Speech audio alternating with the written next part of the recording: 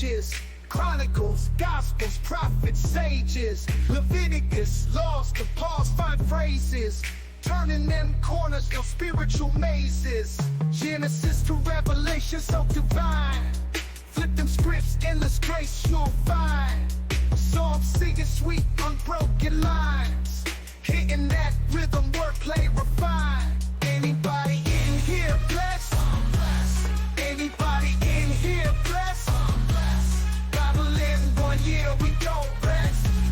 Anybody in here blessed? Wake up early, the dawn's light shimmers. Spiritual breakfast, soul food dinners. Isaiah's vision, Ezekiel's figures. Walk through the fire, no one limbers. Kings and judges, prophets profound. Plowing the word, no mythical ground. Verse after verse, wisdom's bound. Heavenly soundtrack, soul serving sound. Anybody in here blessed? Anybody in here blessed? Bible in 1 year, we don't rest. Anybody in here blessed? No shortcuts, all divine routes. Listen to the whispers, no room for doubt. Parables drop stronger than gold faucets. Souls hydrated from divine prophets. Study the book, change perspectives. Carefully crafted, not too subjective. A year to reflect, learning perfect. Patterns of grace that time can't deflect. Old Testament drops deep and so real. Kings and warriors, covenant seals. Split that Red Sea, divine reveal. Commandments written, not made of steel. Bethlehem birth to cross on the hill. Unfolding the never blessings, cast with skill. Scripture flip, every verse fulfilled. Through the word, every verse, every chapter, nothing unheard. Everybody in here blessed, I'm blessed. Everybody in here blessed, I'm blessed. Yo, online sermons, holy vibes delivered. Spreading light, got the sinners reconsidered. Psalm to psalm, man's like a holy DJ. Flipping through scripture, repping the Yahweh. Your emotes in the chat, praising the message. Flat cap on point, teaching eternal lessons. Everybody in here blessed, I'm blessed. Everybody in here blessed, I'm blessed.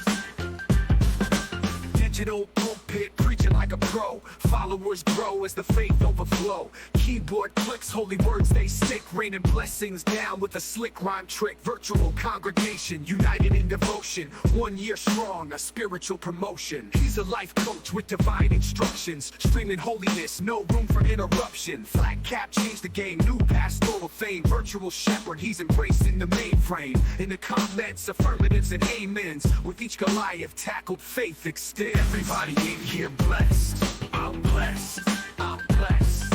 Everybody in here blessed, I'm blessed, I'm blessed.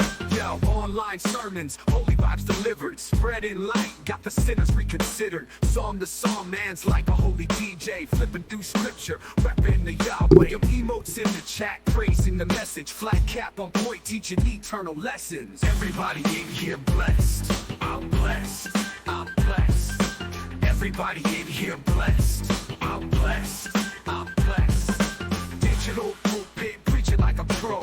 Followers grow as the faith overflow. Keyboard clicks, holy words they stick. Raining blessings down with a slick rhyme trick. Virtual congregation, united in devotion. 1 year strong, a spiritual promotion. He's a life coach with divine instructions. Streaming holiness, no room for interruption. Flat cap changed the game, new pastoral fame. Virtual shepherd, he's embracing the mainframe. In the comments, affirmatives and amens. With each Goliath tackled, faith extends. Everybody in here blessed, I'm blessed, I'm blessed. Everybody in here blessed, I'm blessed, I'm blessed. Everybody in here blessed, I'm blessed, I'm blessed. Everybody in here blessed, I'm blessed, I'm blessed. Digital pulpit, preaching like a pro. Followers grow as the faith overflow. Keyboard clicks, holy words they stick. Raining blessings down with a slick rhyme trick. Welcome in, everybody. Welcome in. All right. So I've got some stuff set up. So I've got things operational, but this is the old setup that I had at end of last year. Apparently, I did not export the settings. So what I will need to do is finish updating to the new setup and export my settings so that I don't lose it again. I'll have to save that externally. So welcome in, Donut Christian. Good to have you here, friend. Good to have you. You are up early this morning. And Demario, welcome in, friend. Glad to have you here bright and early. I did get, and I was very happy about this. I did get the fish set up so that you can see the fish on the channel now. And I gotten a new phone in the last month, and one of them was not functional on there. I got that fixed yesterday. Oh, and then on the fish channel, needed an update on the app that's running all the cams. So did a lot with fish yesterday, getting those up and running. And since I'm talking about them, let's take a peek over at those fish. And I don't know what song's playing here, so I don't know if it's I've got chat there. We don't need chat on this screen.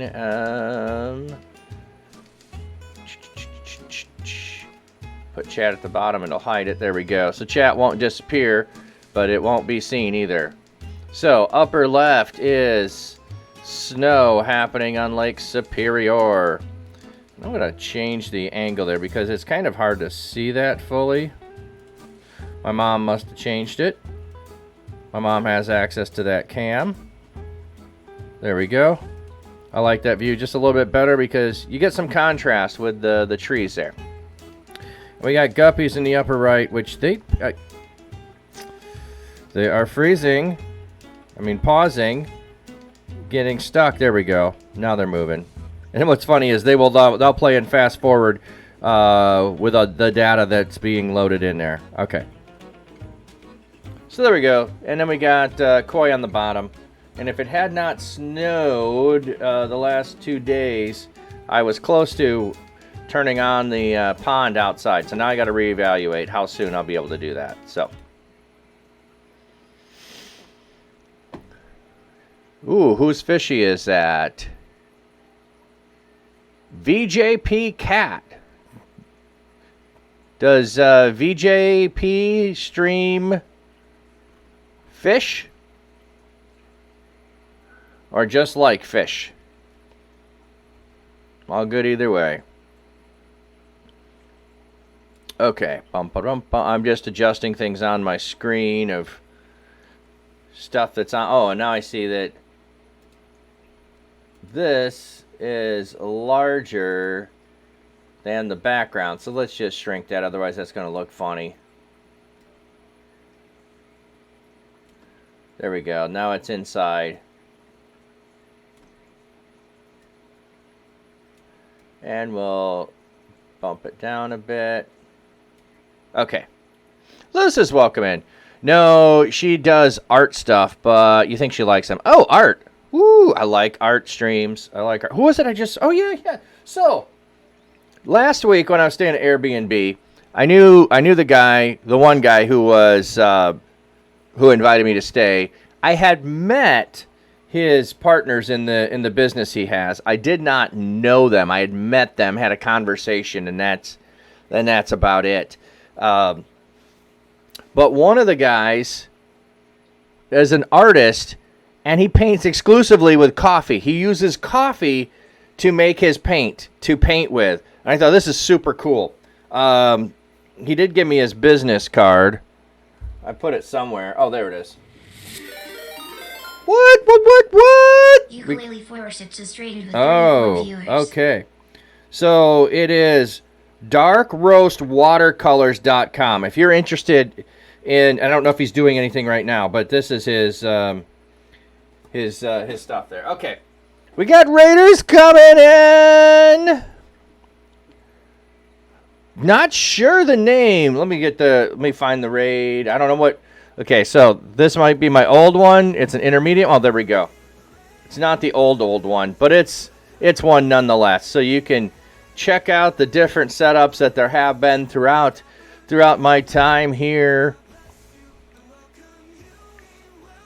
Welcome in, Raiders. Thank you, Ukulele. Appreciate that. Luce is good to see. I think you were already here, but, you know, you're probably coming in as well. Disco Bear with the Raid of Love. Thank you, friend.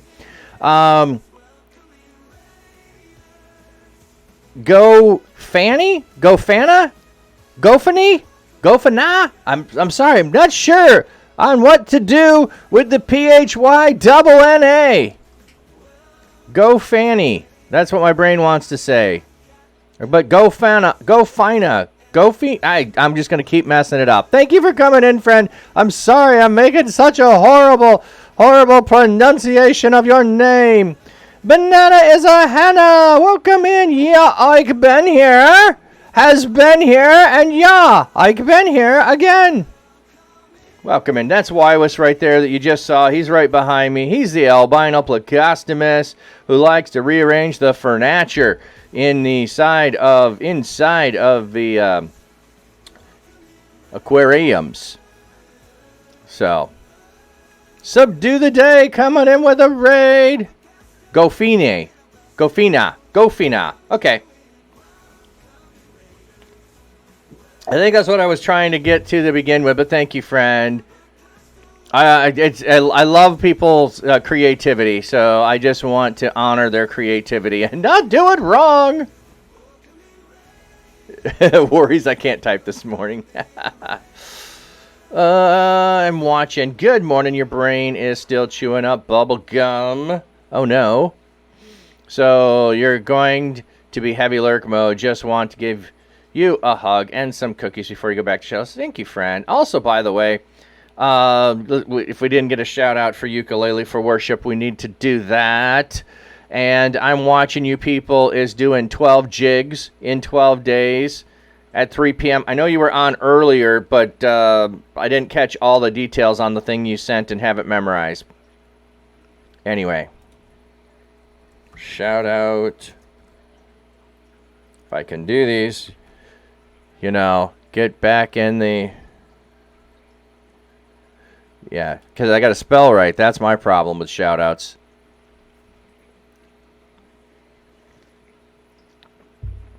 And,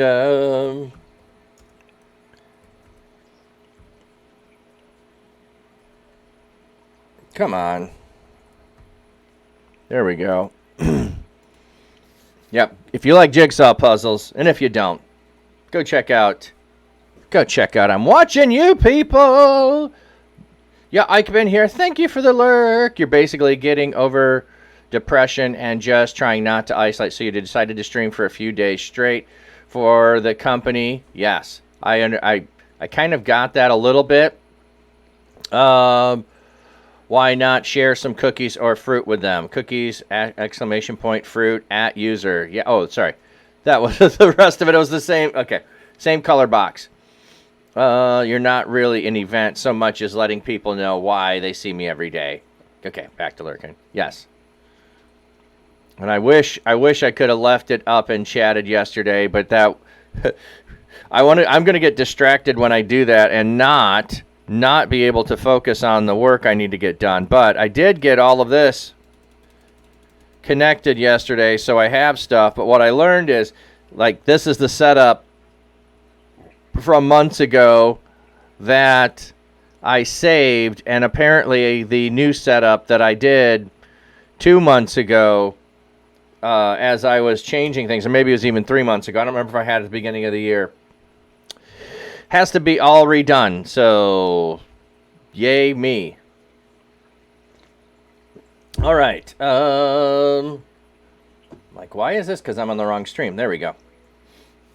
Oh, okay. Well, actually, let's do this. There we go. So, those of you that do not know me, I am Flatcap Dapper Pastor. Mel, welcome in. I've got fish. I've got hats. We read the Bible. That's what we do here. We might play a game. Not often. More koi back here. Koi right here. Albino placostomus right there at my fingertip. Guppies over there, more koi. Oh, I got the backwards. Guppies over there, more koi over there, pond outside, and yeah, everybody's welcome. You don't have to be a Christian. You just need to be friendly. That's it. That's the only requirement to hang out here. You won the game. Awesome. Didn't know there was a game going on. I missed that. Oh, the jump game must have been happening. It happens and I pay no attention. So anyway, my computer last week would not boot. Ended up in the end having to do a full reinstall of Windows and now all the computer programs. And when it did a backup, it didn't let me choose what to back up. It just did it itself. And I at least saved these somewhere and got them moved over. So, but I have to reset up the church digitals because I can't find it anywhere. I've got all the assets, so I can rebuild it, but all of the scenes are gone. I have to rebuild every single scene that I have. So that's a thing to do.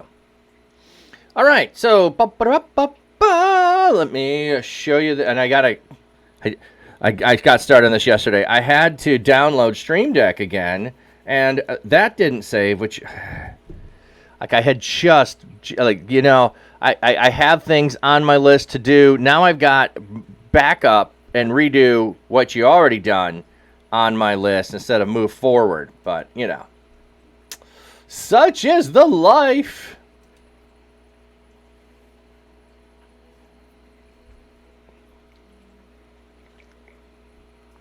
You have Eeps, and you need to get ready for work. All right, Banana Hannah.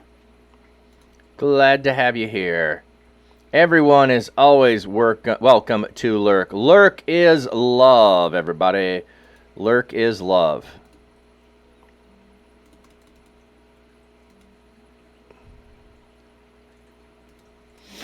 Okay, that's what I wanted to do first. So this is the rough plan, Monday through Friday. Messiah Monday, which means we're reading in the Gospels. So we are reading Matthew, Mark, Luke, and John to read about the Messiah, Jesus. Torah Tuesday, the first 5 books of the Old Testament. We're in Genesis.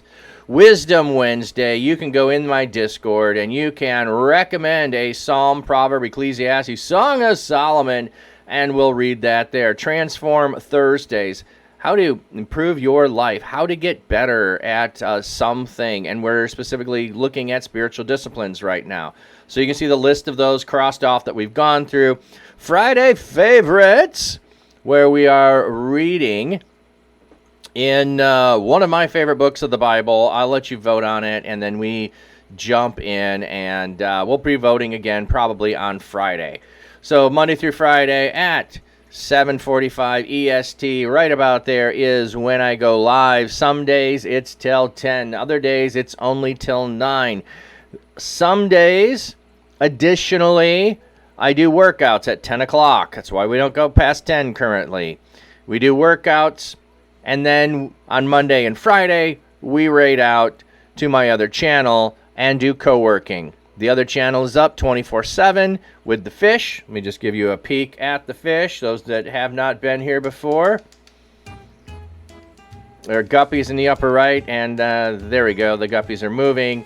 There is Lake Superior in the upper left. It is snowing there, and we've got koi on the bottom. I also have an underwater cam that is outside with the other channel. So I don't show that here. You've got to go to the other channel to see the outdoor cam. So thank you all raiders for coming in. Ask anything. The other thing is, this is interactive. It's not designed for me to sit here and monologue and tell you what you need to believe. It is meant to be a dialogue. What do you see? What do you understand? What insights have you had in the past or been shared with you? And or what is the text talking to you today? Ukulele redoing sometimes is a good opportunity to clean up or reconsider some of it. Yeah, and that's what I'm going to do. The active movement all the way around, which is kind of cool. I've seen streamers do that. That is probably going to go away. It's a video that just loops and loops and loops, and I think it's fine to begin with. But I don't know. It's probably going away. I think I had it on 1 or 2 scenes left, and that was it, and I'm probably going to get rid of it. Streamer life. Ugh, especially hard when you stream and you're a perfectionist. Well, I'm not a perfectionist, so that part is not a problem for me. I'm just very strategic, and so when I plan out to this should be done, and later I can do another phase of things, to go backwards is frustrating. But no, I'm not a perfectionist. Far be it from me to be perfect, because it can't happen. I've been blessed to never think I could be perfect. I'm just happy the way I am. At least most days. Okay, so there's where we're at. We are in Genesis 12 is where we left off. And what I'm doing here, not listing all that we've read, I'm just listing where did we end. Where did we end? So we ended with Genesis 12:3. Genesis 12:3.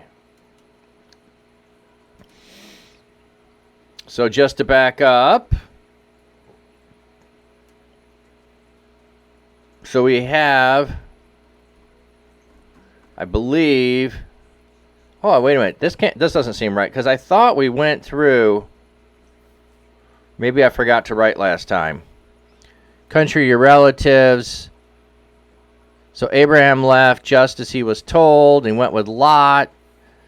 Now Abram was 75 years old when he departed from Haran, and Abram took his wife Sarah, his nephew Lot, and all the possessions they had accumulated, and the people they had acquired in Haran, and they left for the land of Canaan. They entered the land of Canaan. I don't remember if we... Boy, it's been 2 weeks. It's been 2 weeks. If we're redoing it, it's okay. So we'll just go from here. Oh, you know what I'm going to do, though? I'm going to make the script bigger.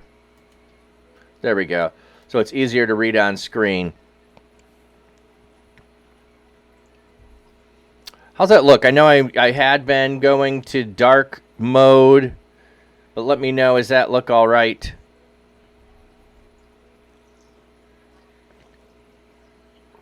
I get a little fuzziness on mine. Like, you know, it's not fully bright. I don't know if that's the right descriptor of it. Like there is a fog or a film over it. Film, that's it. A fog or a film over it. Okay. Lot and all the possessions they'd accumulated in Haran. Okay, they entered the land of Canaan. Okay, wait a minute. So we did have clear here. Okay.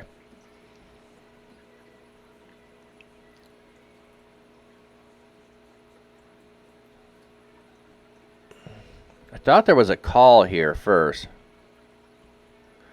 Did we already do that? I feel like we did. Yeah, there we go.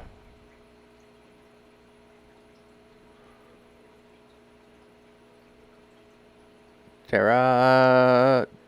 There it is.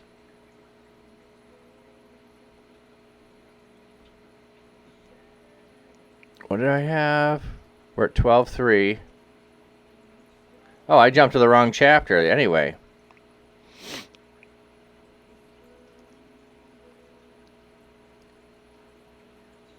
Okay, we just had the call. I feel like we did further, but okay. Anyway. Abram traveled through the land as far as the oak tree of Morah at Shechem. Oh. Okay, what's it say here at oak tree? Terebinth. The Hebrew word Morah means teacher. It may well be the place of this great oak tree was a Canaanite shrine where instruction took place. Shechem, as far as the place of Shechem, as far as the oak of Morah. Okay. Shechem becomes a pretty important place. So is this the first place it's mentioned? Yeah, I believe we did Genesis 12. Oh, well. Ba-ba-ba-ba-ba-ba.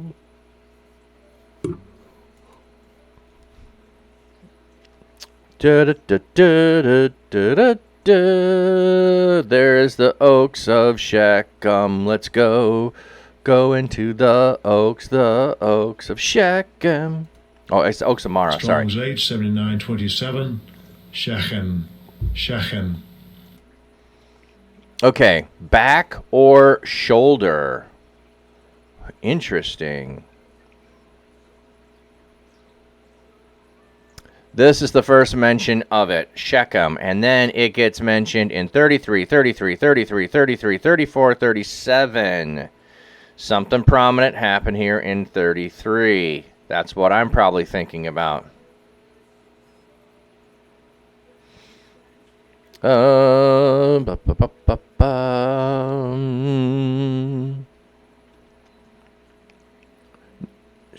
we got Shechem as a person in 33. Okay. And Hamar, the father of Shechem. Hamar continued the soul of Shechem, and Shechem said unto... Now, I'm not looking for Shechem the person. Okay, that's what's happening there. Maybe I'm wrong. Might be wrong. I thought this was a more prominent place in Jacob's life, but we'll get to that. We'll get to that. Okay. At that time, the Canaanites were in the land, which is funny. Like, we have had... we have Abraham that we're introduced to. And now we're getting Canaanites in the land. So if, depending on when this is written and who you believe wrote it, if this is Moses writing it, and they're going to go into the land with the Canaanites, boom, as we get our forefather Abraham, boom, Canaanites are already there. So this is going to be an ongoing thing. We also had the story coming out of the flood, and we had the Tower of Babel, and we have the Table of Nations, and so we know of the Canaanites, and now they're already in the land. The Lord appeared to Abram and said, to your descendants I will give this land. So first, go to the land I will show you. Now he is in Canaan, and he says, this is the land I will give you. So Abraham built an altar there to the Lord who had appeared to him. So this is what I was looking for, is the location of an appearance of God.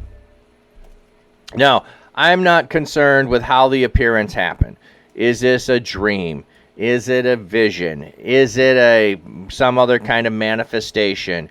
Is it actually a messenger or an angel showing up and not actually God, but a messenger? And so by implication, God appeared because he sent his angel. Okay? Doesn't matter. He builds an altar. Then he moved from there to the hill country east of Bethel, and pitched his tent, with Bethel on the west and Ai on the east. There he built an altar to the Lord and worshiped the Lord.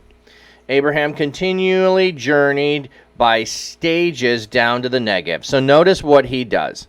He moves after an encounter with God to a new location, and in the new location, he builds an altar just like he did in the place where God appeared.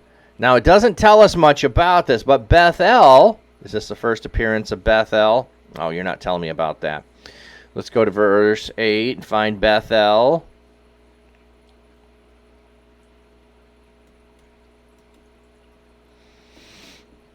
So Beth means house, El is God.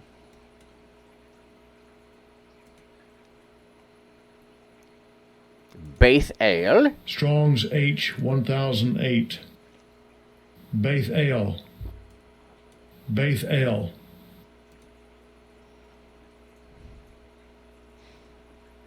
House of God. So yes, this is the first mention of Bethel. So he's not particularly going to Bethel, but he is near Bethel and Ai. Ai is one of those places when we get into the conquering of the land that they lose. They lose when they go to Ai. They have some problems there because of Achan's sin. I'm trying to think of where Jacob is. Jacob, arise, go to Bethel and dwell there. So we got Jacob with a lot of occurrences with Bethel. But this is the first mention, and it's just like Abraham's near there. He's near there. What I'm wondering here... Let me grab my map a second.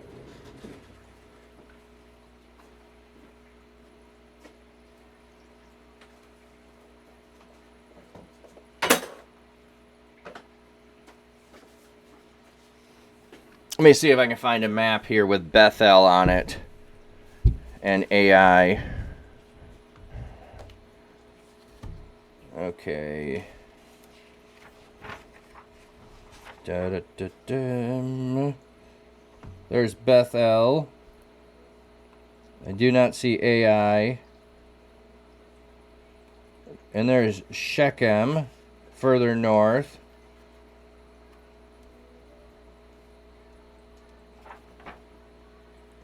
Ah, there we go. Well, let me switch here so you can see.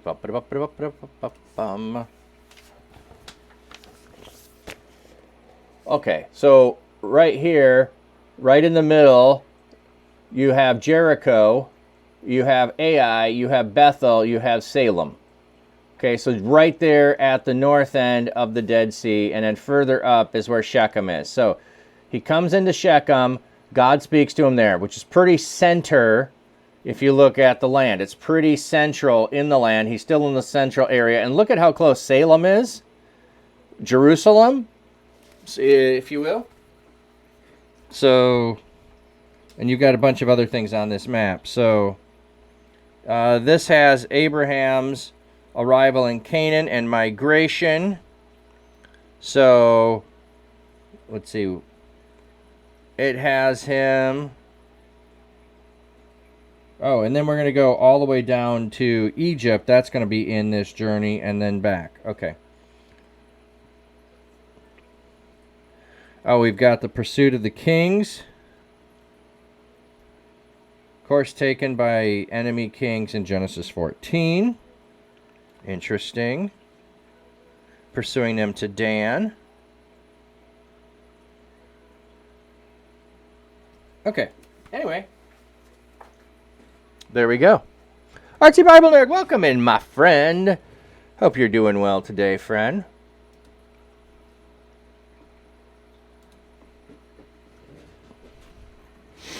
Okay. Bum, bum, bum. So Abraham builds an altar when God appears. He then keeps moving through the land, and he makes another altar to God. And he makes an altar to God. He is east of Bethel, and he is west of Ai, and there he pitches his tent, and he worships God. And Abram continued journeying by stages down to the Negev.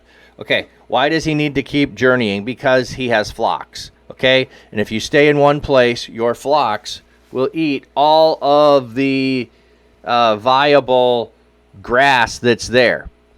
And so he keeps moving. Now, what's interesting, if you just think of it from a standpoint of what the ground can sustain, the more he moves south towards the Negev, the less there is going to be.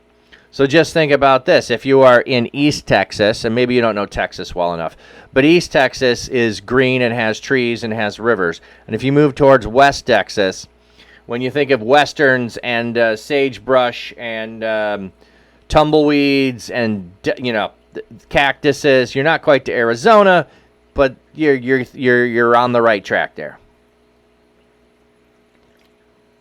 So it's the same kind of thing.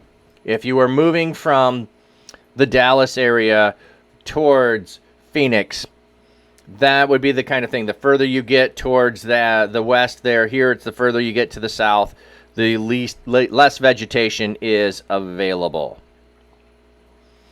Okay. There was a famine in the land. See, they were already tipping their hats at it by he's saying he's going down to the Negev, which is the south country. Negev is the name of the southern desert region of the land of Canaan. So he's going down to the land of the Negev. And oh my, there's a famine in the land. So Abram went down to Egypt to stay for a while because the famine was severe. I wonder, and like we don't have any idea, but I wonder, why didn't he turn around and go north? Go north towards more green area, like just circle back? You know, like if you were making, like just think about, animals that are prairie animals, and they'll go southward for the winter, and as the new grasslands appear, they move north, or vice versa, depending upon what continent you're on. That why did he not turn around and migrate north? We don't have any idea. Anyway, he goes down to Egypt to stay for a while because the famine was severe. As he approached Egypt, he said to his wife Sarai, "Look, I know that you are a beautiful woman." Okay, let me just pause here for a minute, because let's remember how old she is. So, okay. Come on, why will you not let me do that? I've done it before. There we go. Was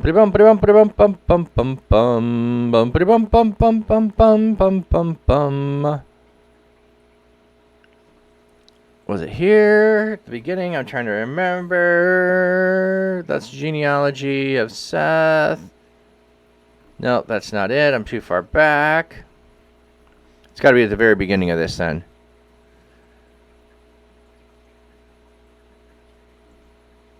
Because it says Abraham was 75, I believe.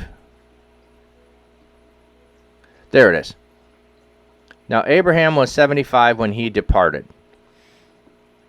Okay, it doesn't tell us the age of Sarah, but later we learn that she's like 10 years younger. So that means she's 65.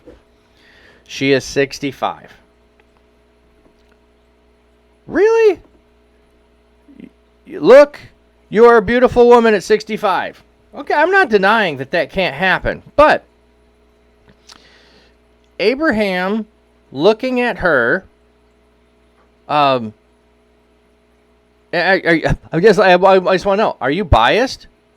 I didn't say she's ancient, but by most cultures and most standards, you're not, if you're, let me just say, planning to go and take a woman. Oh, this is at the beginning. This is at the beginning, Artsy. So I just went back and looked. So this is like in the very beginning of it. So we just had Abraham was 75 here when he departed for the land. It could be older than that. This could have been a couple of years here. So she could be older than 65, but at minimum, she is 65 because she's 10 years younger than Abraham. Now, there's still Abram and Sarai here. And they do go down a second time to Egypt, so maybe you're thinking the second time. Anyway, my thought is, how beautiful is she, or how much love does he have for her? Okay? Now, I've heard people talk about this feels like it's a lack of trust that Abraham has with God. I don't know if it's that. I don't know. Because if Abraham gets introduced to his God, and you have to think about the normal way of thinking that everybody has thought about their gods, is gods have territory that they are gods over. Okay, so by mere fact that he is leaving the geographical bounds of the land where his God can and has showed up to him. Okay, so we've got to get into thinking of Abraham, if we can. We got to get to thinking of an ancient person who thinks cosmic geography. This God is God over this territory, like the nations each have a God that's over them, like we had in the Table of Nations there. And they each have their own gods who oversees them. He's going to a land where his God is not the God of that land. Does his God have the ability to come with him? He doesn't know this yet. Okay? He doesn't know that his God is not a geographic bound God. He's still learning about the God that he serves. He's serving the God of Abraham because he gets known for that. But he doesn't know all the characteristics of him, perhaps. So anyway, he's going to a territory outside of the geographic bounds where he has encountered his God. When the Egyptians see you, they will say, "This is his wife." Then they will kill me, but will keep you alive. See, that's the part that, like, you're going to go kill someone for a 65-year-old wife who's barren and can't have kids. Or even if she had kids, if she's 65, she's not having many more. Probably not having any more. So that's the part that's like, wow, how good looking was she to have that be a real threat. So tell them you are my sister, so that it may go well for me because of you, and my life will be spared on account of you.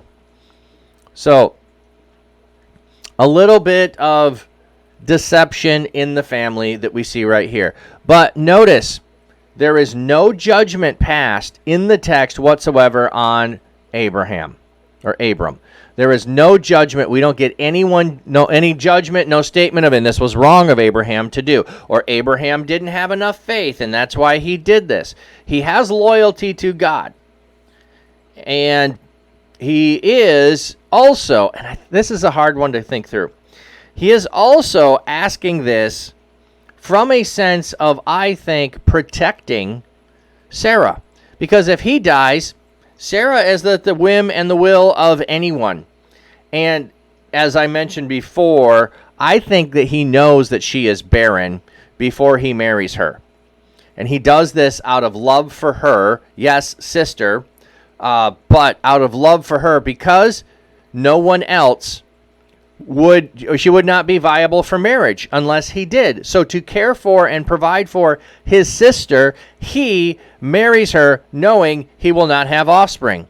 He then also brought along Lot, who is a nephew, but whose father has died. So he's taken on the responsibility of head of household to care for his nephew as well. So he is a caretaker caring for. So I think this falls in line with his thinking of, I need to remain the caretaker for all of the family. And if they kill me off because of your beauty, I can no longer be the caretaker for the whole family.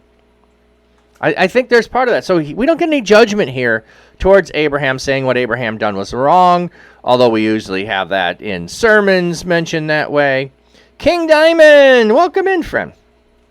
I'm not so certain. When Abram entered Egypt, the Egyptians saw that the woman was very beautiful. So they concur. They concur with Abraham. So we learn he's not just a delusional husband, that this 65-year-old woman is a knockout. When Pharaoh's officials saw her, they praised her to Pharaoh. Hey, Pharaoh, you got to check out this Hebrew woman. Ahuga. So Abram's wife was taken into the household of Pharaoh. Okay. And the woman, the word also means wife. Okay. But they could be playing it on the less descriptive. Was taken as a rare verbal form of the old Kal passive preterite form of the verb to take. It is pointed as a hopeful, which would be by the Masoretes, but does not have the hopeful meaning. Okay.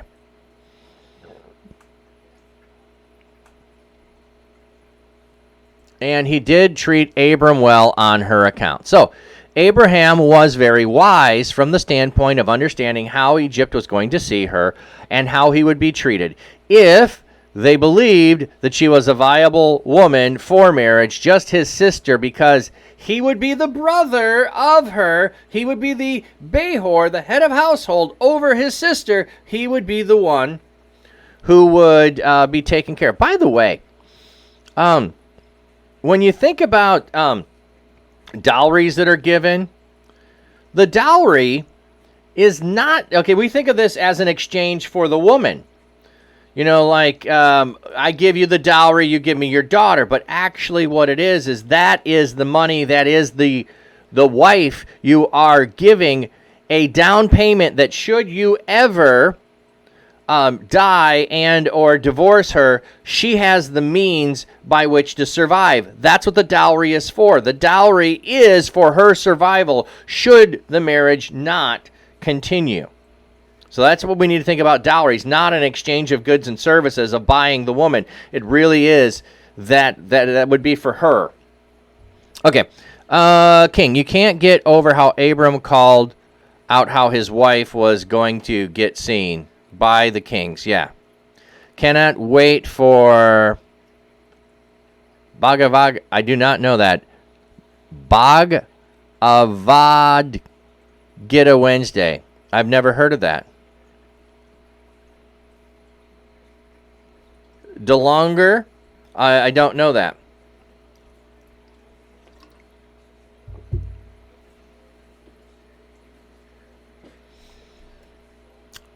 Bum, bum, bum, bum.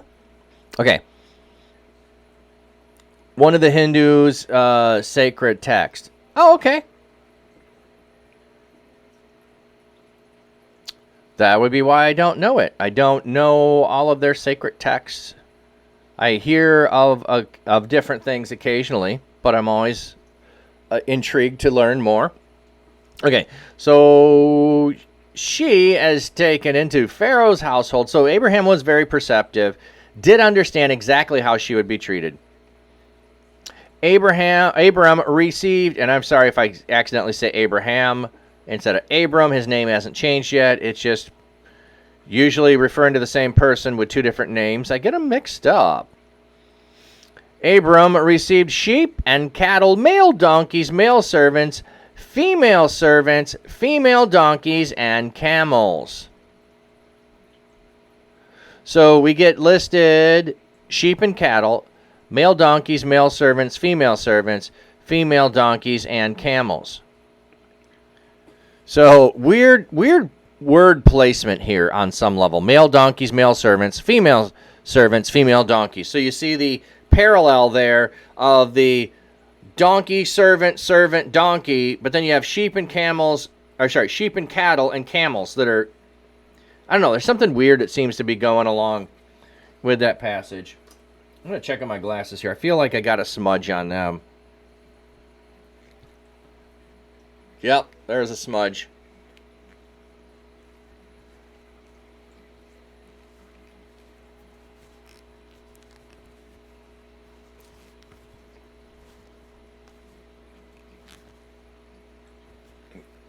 Dun, dun, dun. Okay, well, still one there. It's funny how when you look certain angles, you can't see them, and I just can't seem to be moving the smudge around. Okay, let's see if that's it. Okay, that's better. Yes, donkey. Yeah, exactly. There, it's.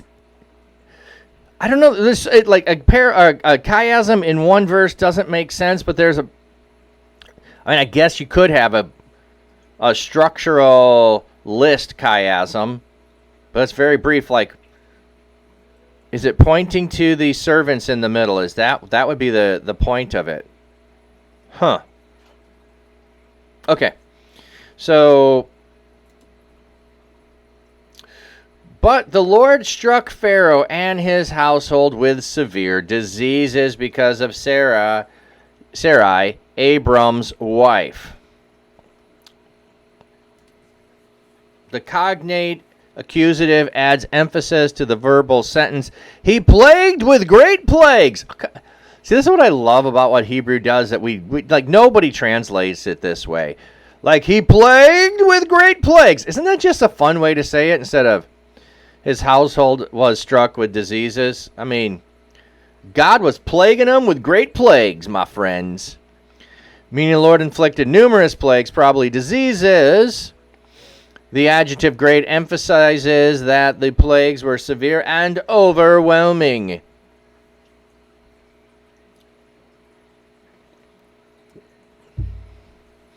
So Pharaoh summoned Abram and said, "What is this you have done to me?" How does Pharaoh know? It's Abram. Hey, Spartan of Gaming, welcome in. How does Pharaoh know that Abram is the culprit? Also, how long does this take? Okay?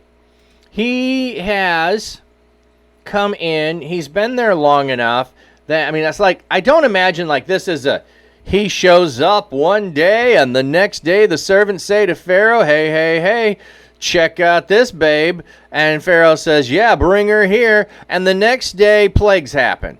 The next day he gets sheep, cattle, donkeys, servants. And the next day. I mean, like, this isn't in just a week's time, I don't think. I think this is a progression, but the story is being told in a condensed way that we should mark, because if the famine is severe and he's going to stay in the land throughout the famine, I think this is a process and a progress that happens. Lucis, it's funny, in Bible times, the dowry was given to the bride's family, while in other countries, it was thought of what dowry is the bride bringing to the marriage.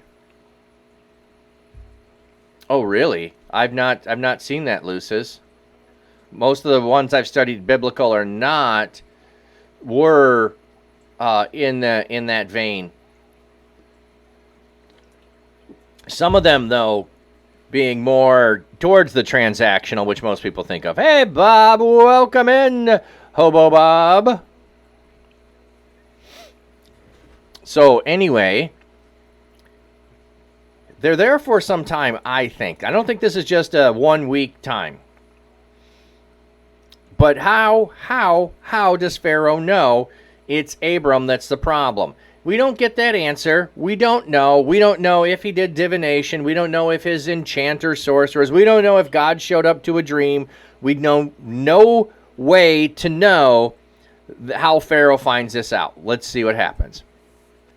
What is this you have done to me? Why didn't you tell me that she was your wife? How does he figure this out? How does he figure out that she's the wife? Why did you say she is my sister, so that I took her to be my wife? Now here is your wife. Take her and go. Pharaoh gave his men orders about Abram, and so they expelled him along with his wife and all his possessions. Okay, this makes no sense to me. Like, this whole story makes no sense. Pharaoh is the most powerful ruler here. There is a plague, so clearly he figures out the cause of the plague. But why does he send them away, and why does he send them away with all their possessions? There's nothing in the text to tell us. Like, why doesn't he say, here's your wife, or why did you do this to me, and kill him? Well, here's your wife, you can take her and leave, but you're leaving all the stuff that you got from me. Like, why does he bless Abram, then return his wife, and then send them away? Like, this is a confusing thing. There is something missing here that we don't know in the story. And I wonder if it parallels the second time it happens, but we don't know the info here, and it's not told because Abram wasn't told of what was really happening here. So just keep that thought there.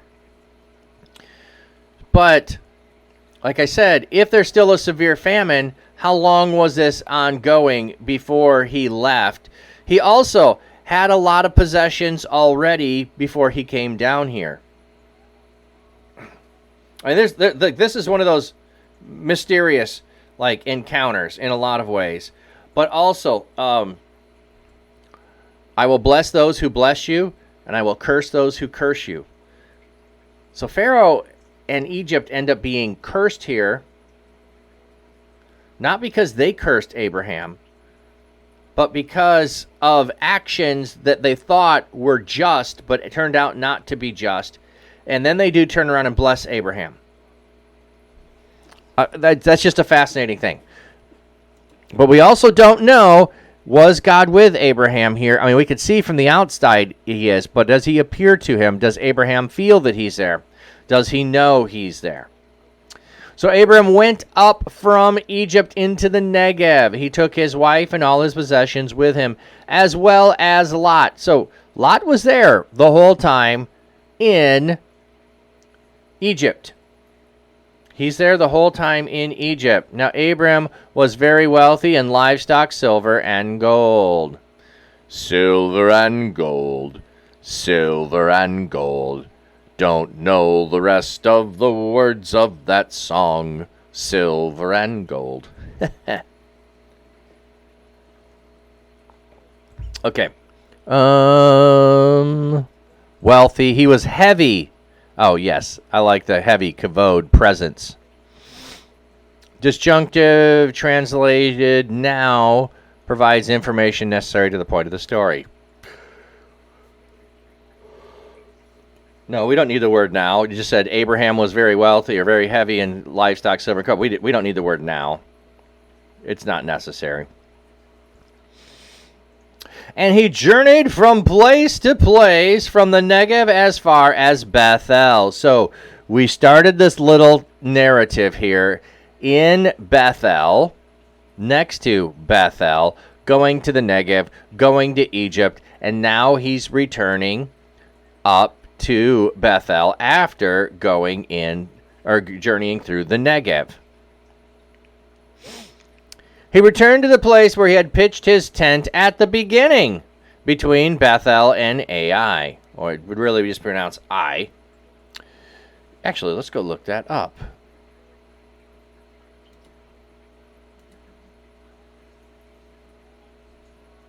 Ba-ba-da-ba-ba-ba.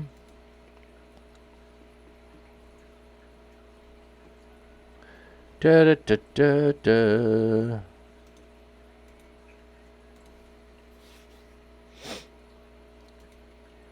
Strong's H 5857. I. Yeah.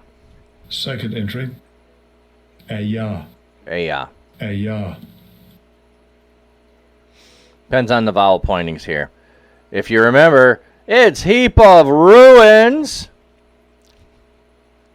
So he look at the juxtaposition here.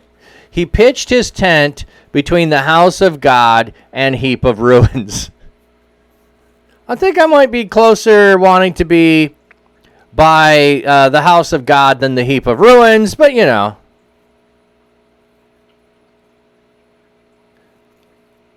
Is that what you say whenever you're making a karate movie?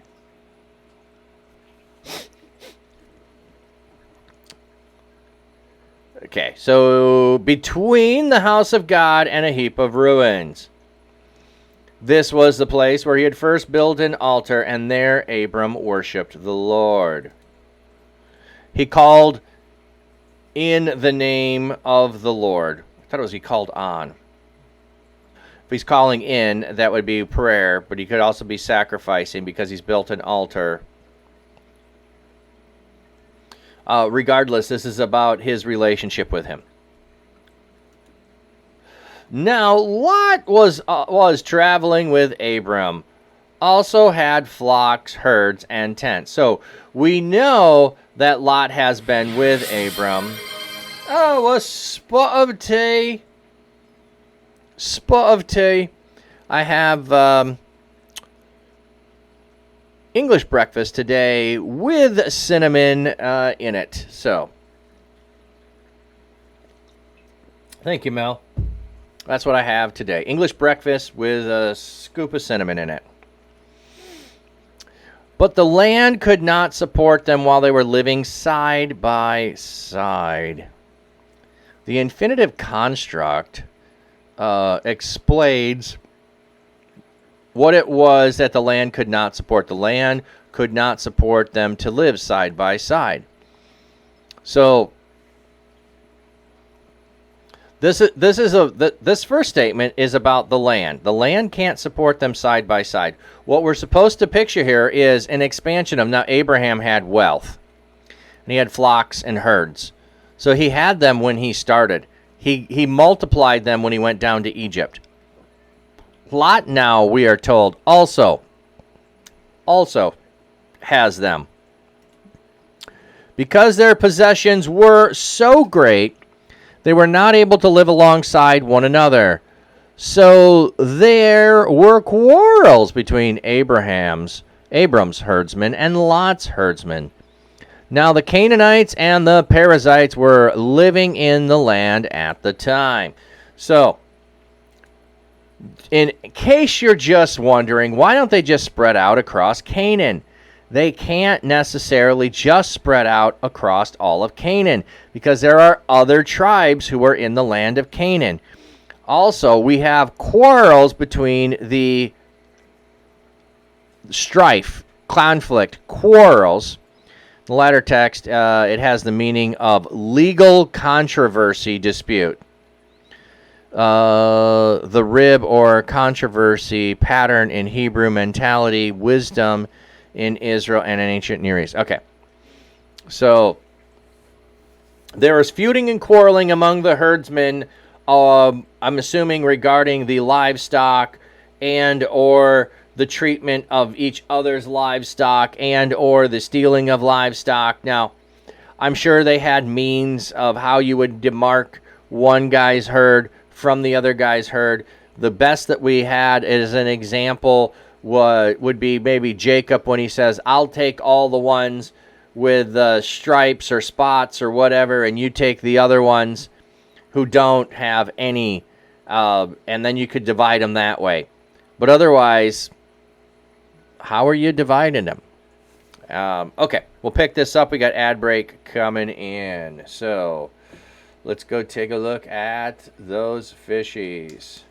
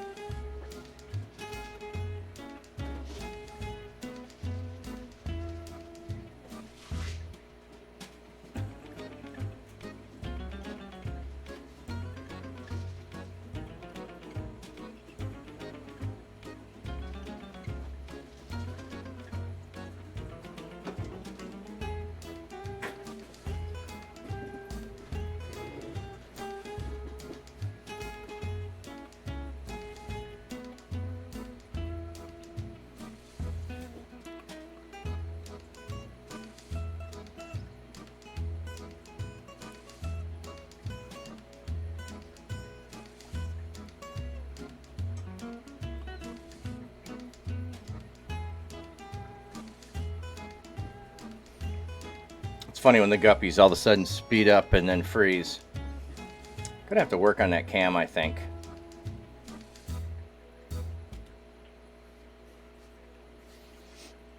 We back. Yep, we back.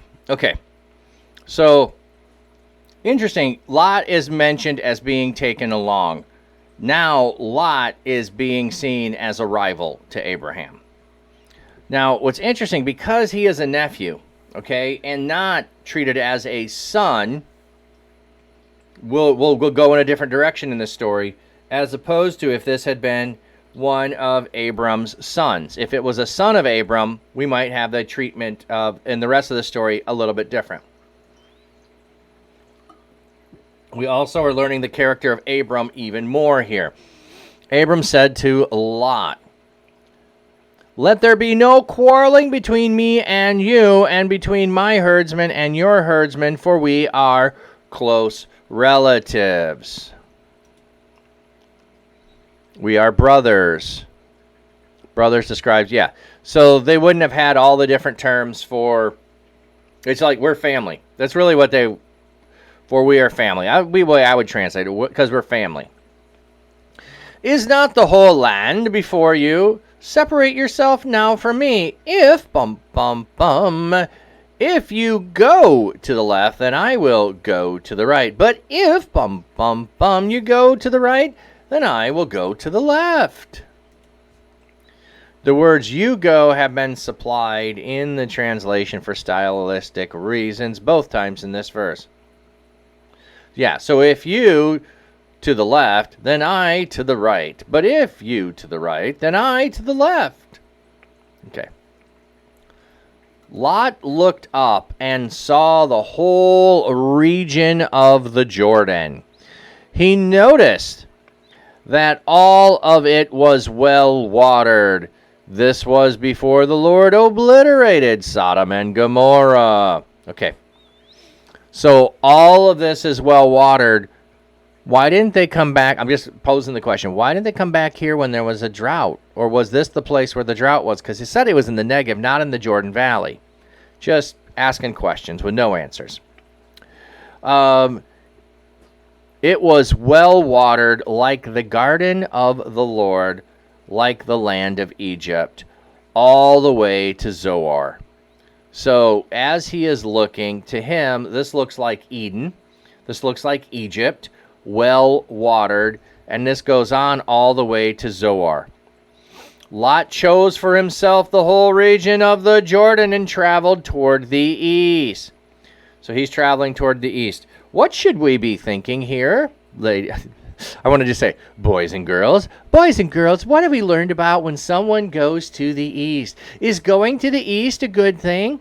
When the people went east and they built a name for themselves in the east, when they built a tower in the east, was that good when people traveled to the east?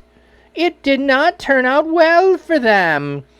So when someone comes from the east, is this a good thing? No. Destruction comes from the east. So going to the east is not good for you. Coming from the east is not good for you. No, go west, young man. Yes, go west. Don't go east. It's not going to turn out well. Yes, we should be like, don't do it, Lot. Don't do it. Don't go east. We know what happened the last time people went east.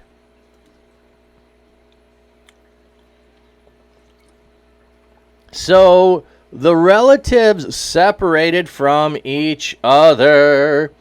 Abram settled in the land of Canaan, but Lot settled among the cities of the Jordan plain and pitched his tent next to Sodom. Now the people of Sodom were extremely wicked rebels against the Lord. Wicked and sinned against the Lord exceedingly. The description of the sinfulness of the Sodomites is very emphatic. First two nouns are used to form and hendiades. Wicked and sinners means wicked sinners. The first word becomes adjectival. The text is saying, these were no ordinary sinners. They were champion sinners. They were wicked sinners, the type that caused pain for others. These then to the phrase is added against the Lord, stressing their violation of the laws of heaven and their culpability. Finally, it is added exceedingly, translated here, extremely. So we've got three different words: extremely wicked rebels against the Lord. A fourth context there of where it's at. So we don't know what they are doing, but the last time that we have exceedingly wicked people is going to be before the flood. And that's because of violence. Okay, the violence they were doing to one another. So let's go look this up and see what the word usage, where it's used. So 13:13.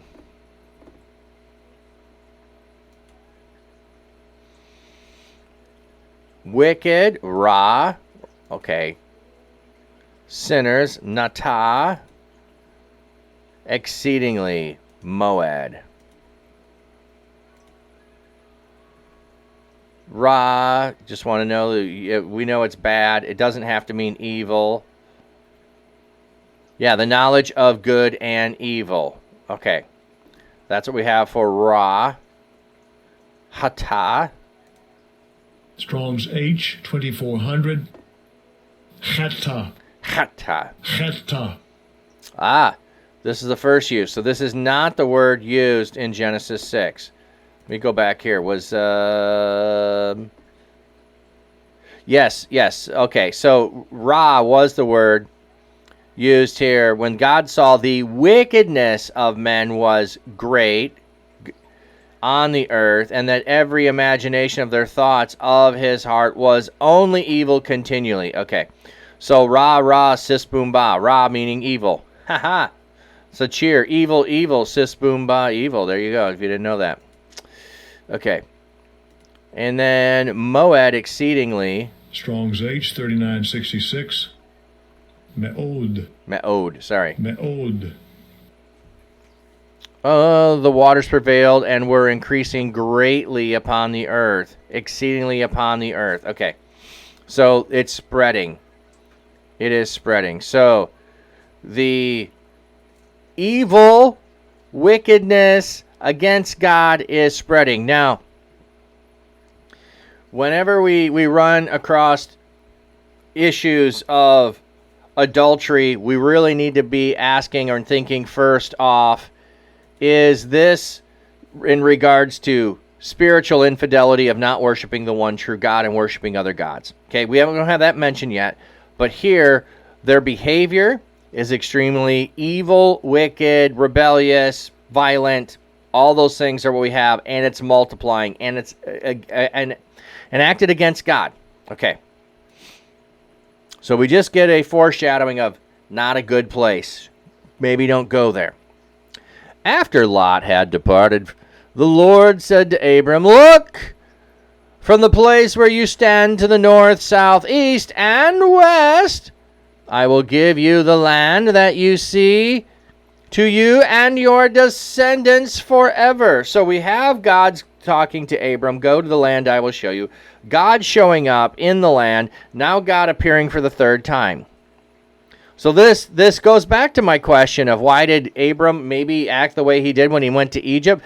God didn't show up in Egypt in the same way that we seem to have him showing up here in a conversation, in a face-to-face, or in a vision, or by a physical manifestation, or sending a messenger. Whatever means it is, we don't know. It doesn't always give us the description, but I'm saying no matter which way it is, this is the third time.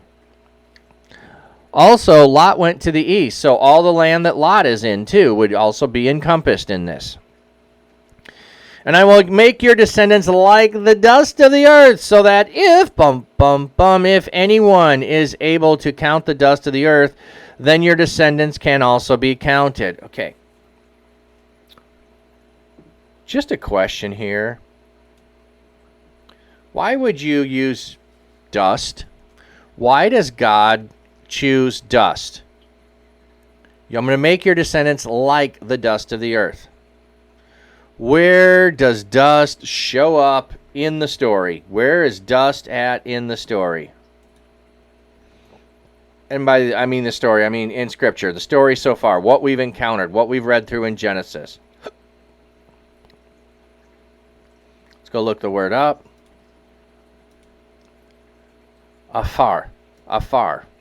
Strong's H 6083. Afar. Afar. Yeah. Adam is made from dust. So I think we have a foreshadowing here, because God can make people from dust. And if I'm going to make your descendants as numerous as dust, I could just take the dust and go, those are all your descendants right now. I think there's that possibility. We also have the fall that takes place, and we have the snake, the serpent, who is crawling on the dust, and we have the promise of the seed of the woman. So if we are to overturn the fall, and we just been reminded of Ra, evil, and now we have a reference to dust, my mind should be going to, oh, is this going to lead to the seed of the woman that was promised? I think all this, because of that mention of dust, should be playing in my brain of bringing in what I know of the story so far. Okay, let's go back and look at the first use. There's one more thing I'll add after that. Yes, so form man of the dust of the ground. So the formation of people is from the dust. So I will make your children as numerous as the dust. There is no end to the possible number of children you can have. Just like I made Adam. Also, if Adam is righteous in being created by God, then Abraham's descendants should also potentially be righteous, being created by God, or being descendants of Abraham. And I don't mean righteous in the standpoint of always doing only right all the time, but in their love for God and pursuit of Him. Okay. The other place that we have dust that does show up is when you shake the dust off your feet, when you go to a territory that is not accepting of God. And we can look at the other way around with Naaman, who is healed of leprosy, who wants the dust of the ground to take with him. So it is a possession of God to go wherever he's at, so that there, because he would have the dirt, the dust of the land that God is ruler over, he'd be able to truly worship God there. So if your descendants are as numerous as the dust of the ground, it is going to necessitate that everywhere they are would be the possession of God, because they represent being made of dust. They are of the dust. They are as numerous as the dust. And wherever that dust is, that God has rule over it. Okay, now maybe that's a lot to pack into this, but I think that is all in there. I think that's all in there. I don't think I'm making that up. I see that in there. So if, if anyone can count the dust of the earth, then your descendants can be counted. Isn't that a wonderful thought? Like, yeah, get some guy to count the dust of the earth.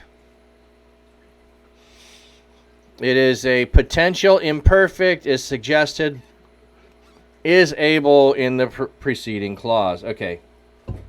Can you count the dust? No. That's like, can you count the molecules of water in the ocean?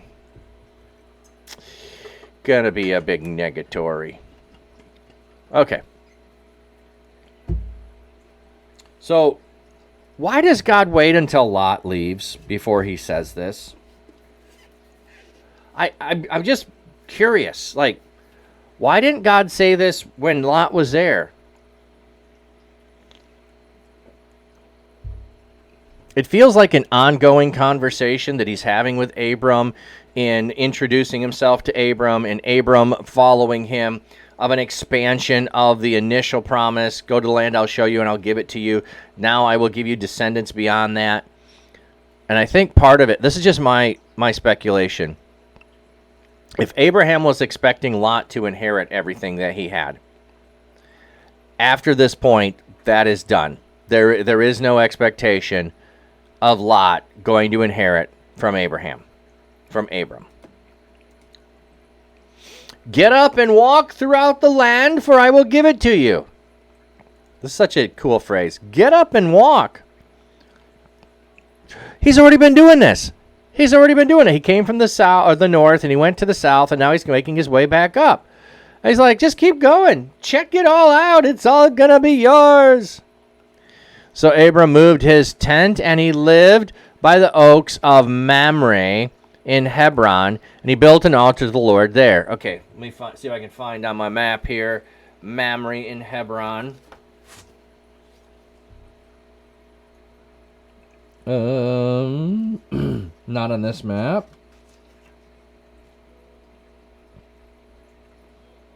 So, Hebron is further south. Okay. That might be it. Yeah, Mamre, Hebron. Okay, yep, it's north, or sorry, south. So if he is if you remember, at the north end of the Dead Sea, Hebron is close to the middle way of it, and Zoar is potentially all the way to the south of the Dead Sea. Where would Sodom and Gomorrah potentially be as well? Okay.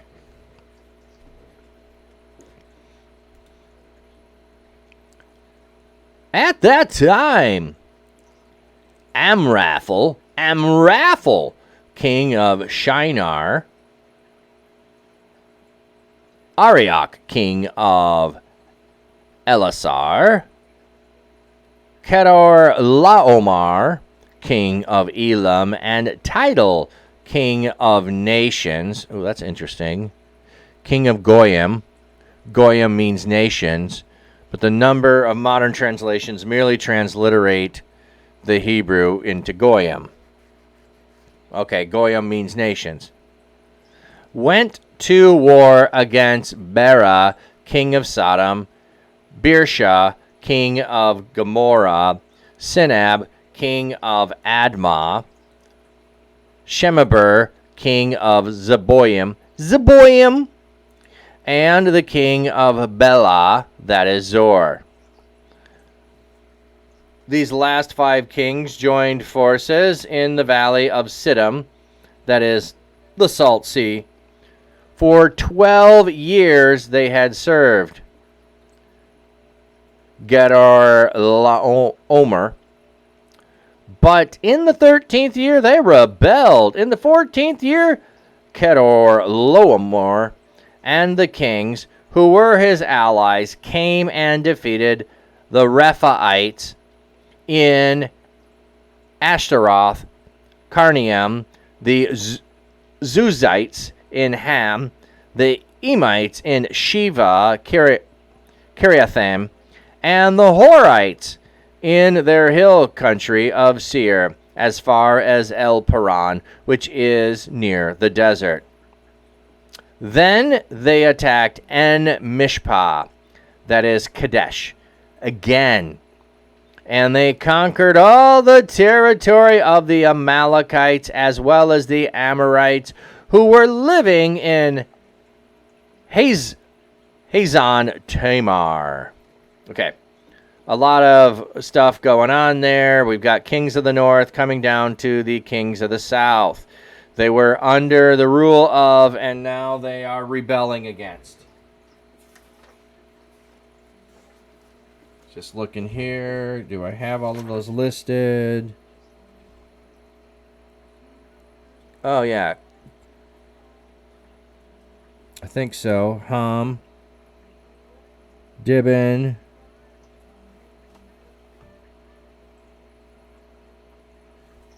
Okay. If you can see this, let me hold this up.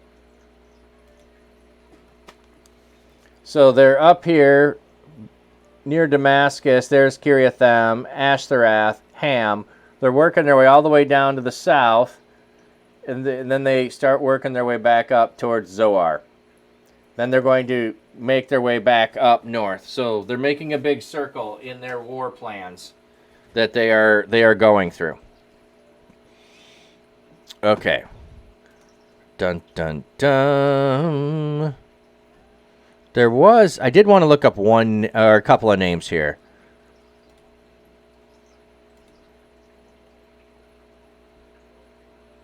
Bera, king of Sodom, and Birsha.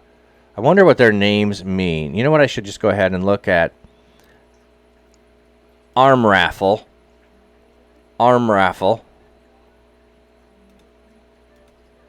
King of Shinar. Okay, what's Shinar? Okay, I'm not going to look them all up.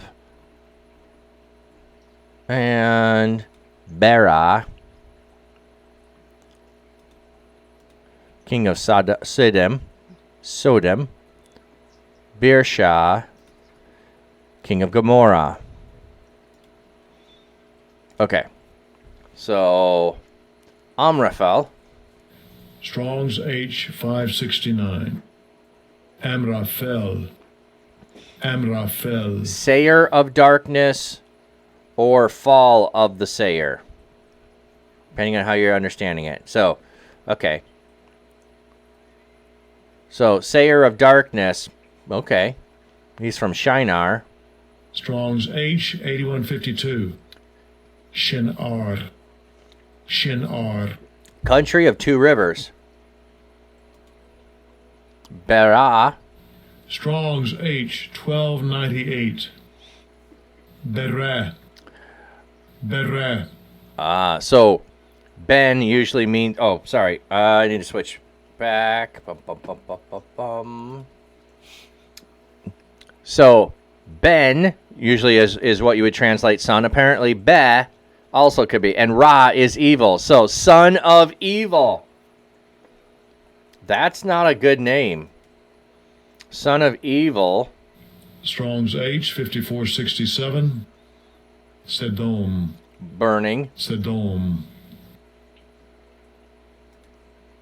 Birsha. Strong's H 1306. Birsha. Okay. Birsha.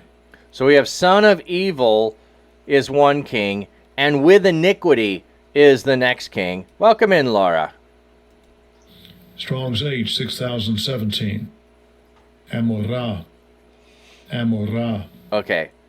Submersion. So we have burning and submersion.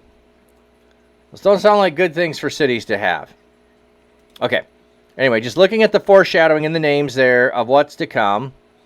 We have all of these. We've gone down, da-da-da-da-da-da, and then the king of Sodom, the king of Gomorrah, the king of Admah, the king of Zeboim, and the king of Bela, that is Zoar, went out and prepared for battle in the valley of Siddim.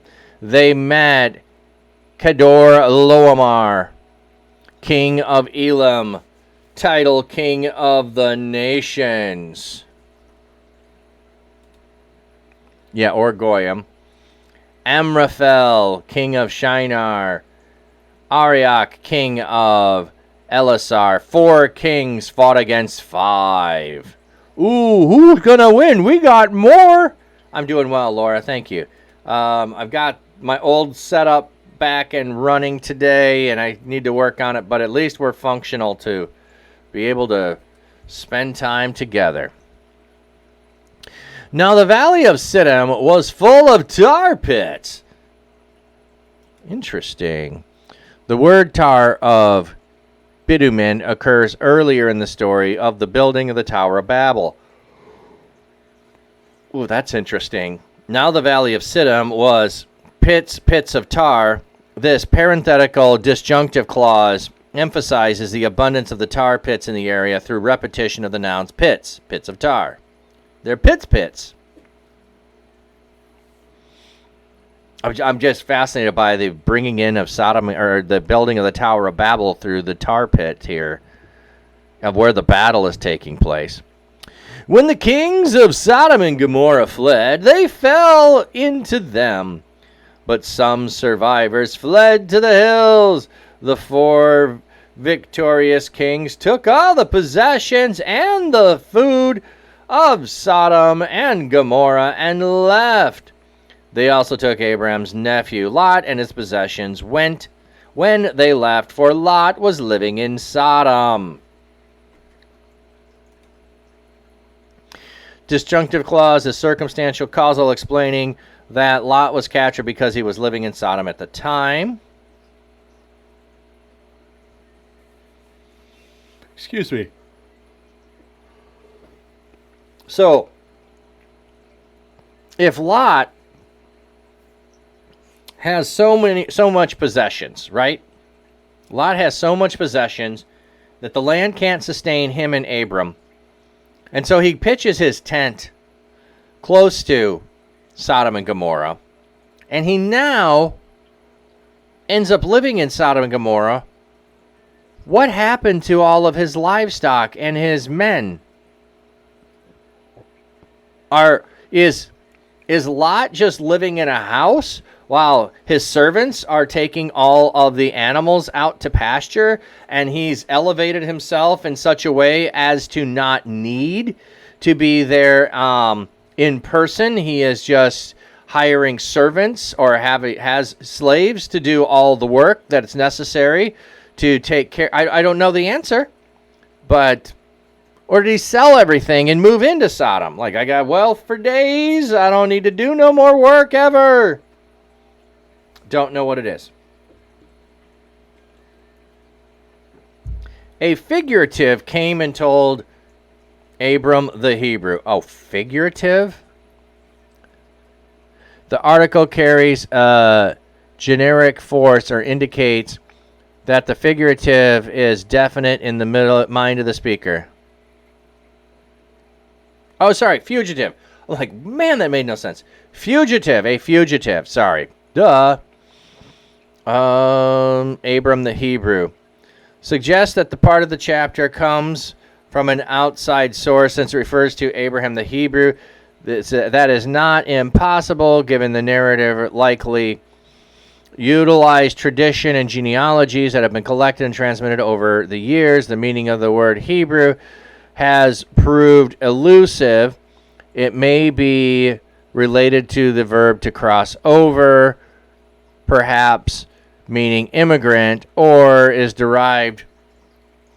might be derived from the name Abram's ancestor, Eber. Okay, now I got to go look it up. Hey, King David. Do you, the 66 million year old dinosaur, is legit?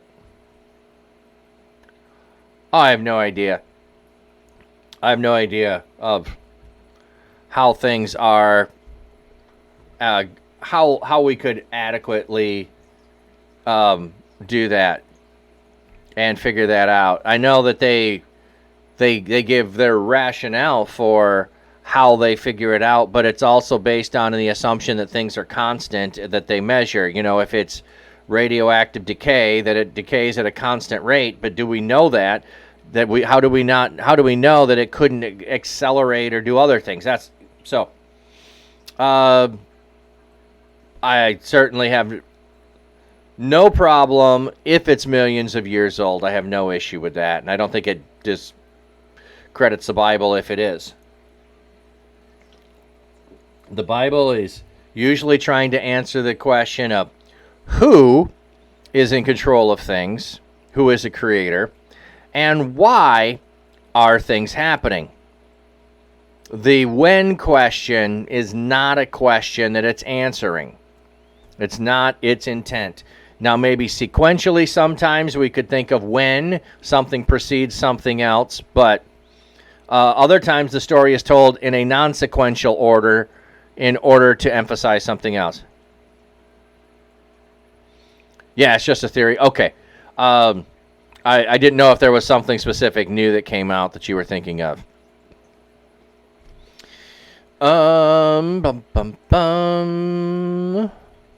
So a fugitive came... Oh, that's what I wanted to go look up as Hebrew.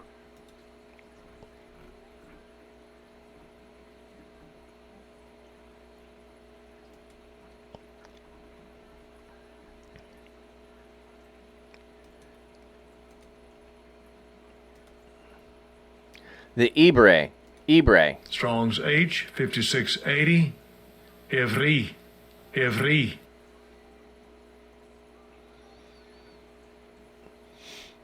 You think it's a lie they made because they don't want world without God?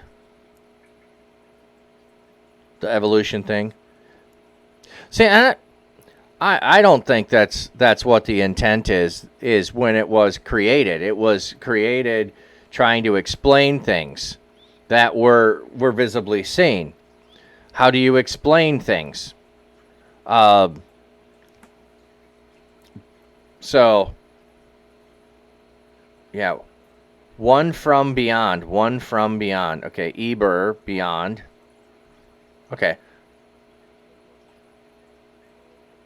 Yeah, put in the mouth of the Egyptians or the Philistines, Hebrew, foreigner, distinguishing Israel from foreigners, one beyond, from the other side, beyond the Euphrates, but possibly, in fact, given in Canaan beyond the Jordan. Okay, interesting. Whether the Bible is whether the earth is 6 billion years old or 6,000 years old, I don't think makes any difference to whether the Bible is true or not true. If the Bible is given by God to tell us about him.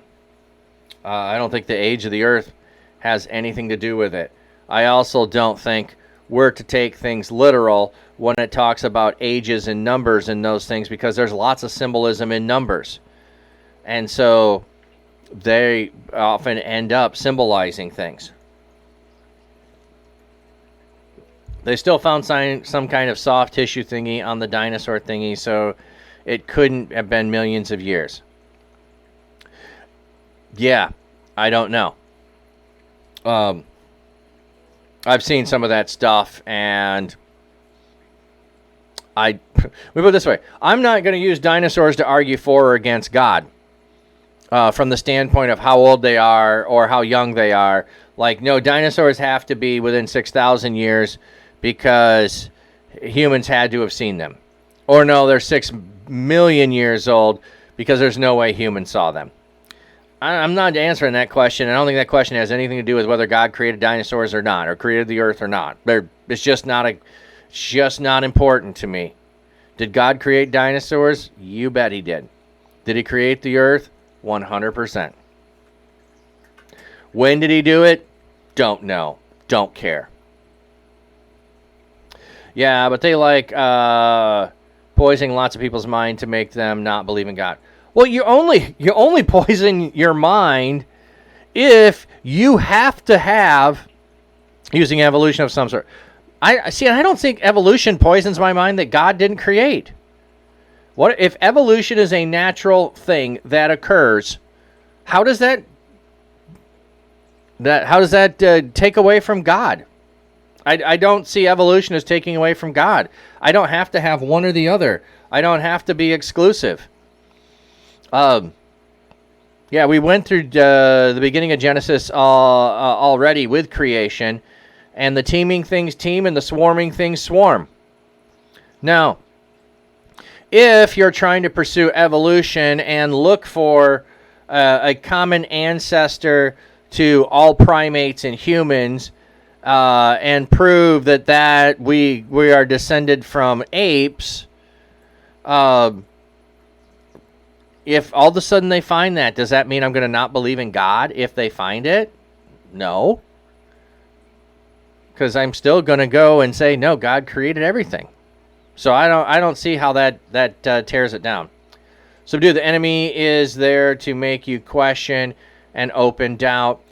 Please come when we find the rest of the facts that God created all things, and just leave it at that. Well, we can find evidence, but we will never find satisfactory proof. It's not a thing that you can do, because with science you have to duplicate it. So you can't duplicate creation. So you can't prove creation by God unless you wait for it. You wait until there's a new heaven and a new earth. That would be the only way. They want to shove down evolution down the throat to doubt the word of God. See, and I think that's just a false premise, that people set themselves up to say evolution can't be real because the Bible doesn't describe it. So then, therefore, I have to reject what evidence they might find towards, wait for it, all dog breeds coming from one dog breed initially. Oh, I don't doubt that that's a religion. What I'm saying is, I don't think that we have to have them as, absolutely devoid of each other. So that they can't. Because I don't have any problem imagining that all dog breeds come from one single ancestor pair of dogs. Where I'm going to say it didn't happen is that there's an ancestor to both dogs and cats, and they came from a dog-cat. No, cats come from cats, dogs come from dogs. Could all lions and tigers and cheetahs and domesticated cats all come from a single ancestor? Perhaps. Could all dogs, wolves, coyotes all come from a single ancestor? Perhaps. But I didn't come from that same ancestor. That's the thing. So, yes, rabbit. Thank you. I think it's plural, rabbits.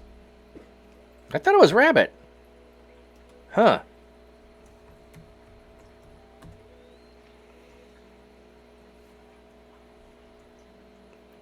There still actually might be alive dinosaurs actually today. Yeah, I think there's a possibility.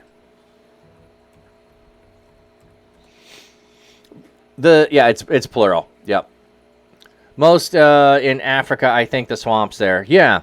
Well, and that's like until the 50s and 60s, nobody believed that gorillas existed. And then they finally found them. So, and then the other thing is, what if dinosaurs still existed till 20 years ago and now they're extinct? How would we know? So, I'm more interested in reading scripture than in any scientific find of any missing link animal or primate or human or any of that. Just not that fascinating to me. Oh, there's sightings of dinosaurs? Yeah. There's also sightings of Bigfoot too. And other animals. In the ocean? Oh, okay. Well, I have heard sightings of Megalodon, which is a giant shark bigger than a great white, that it might still be in the ocean. And I think a submarine may have had it on camera or whatever. Yeah, in the 90s, yeah. So, okay. So we've got a fugitive comes and tells... Oh, you know what I want to go do? Okay, fugitive. Verse 13. I didn't look up the word fugitive, did I?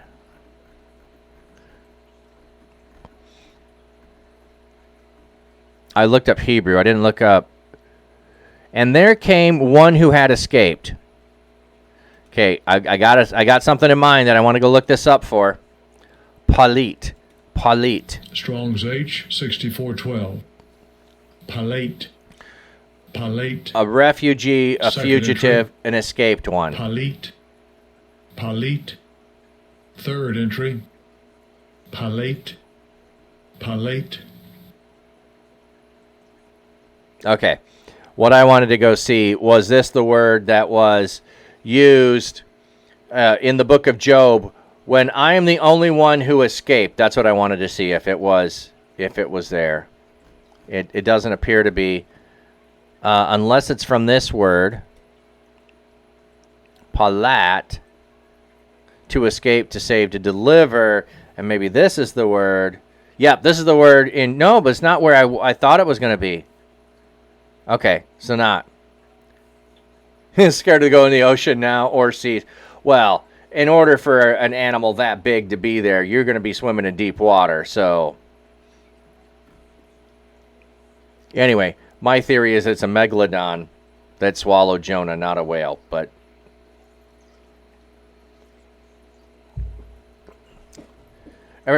even though I know I wouldn't encounter... Oh, exactly. Okay. A fugitive, an escapee. To me, I would go with that. But anyway. Now, Abram was living by the oaks of Mamre, the Amorite, the brother of Eshcol and Aner. All those were allied by treaty with Abram. So Abram is over here, allied with some other people by treaty. Lot is living in Sodom. He is by treaty part of that group. We have a third group that comes. So now we have Mamre, the Amorite, of Eshcol and Aner, and they are all allied. When Abram heard that his nephew had been taken captive, he mobilized his his 318 trained men who had been born in his household, and he pursued the invaders as far as Dan. The words, the invaders, have been supplied. He had pursued as far as Dan. Well, the use of the name Dan reflects a later perspective. The Danites did not migrate to the northern territory until centuries later in Judges 18:29. Furthermore, Dan was not even born until much later. By inserting the name, the scribe has clarified the location of the region. Okay.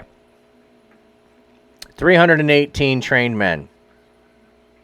I'm really fascinated. 318. Where is this used elsewhere? Okay.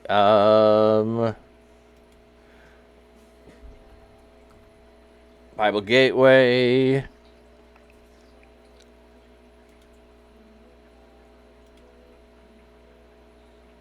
We're going to go look up Net Bible here. Put 318 and see if it comes up anywhere else. That's it. It's the only time through. It's like such a specific number. Like, okay, we'll go look it up a different way. See if I can break down the roots of the 318.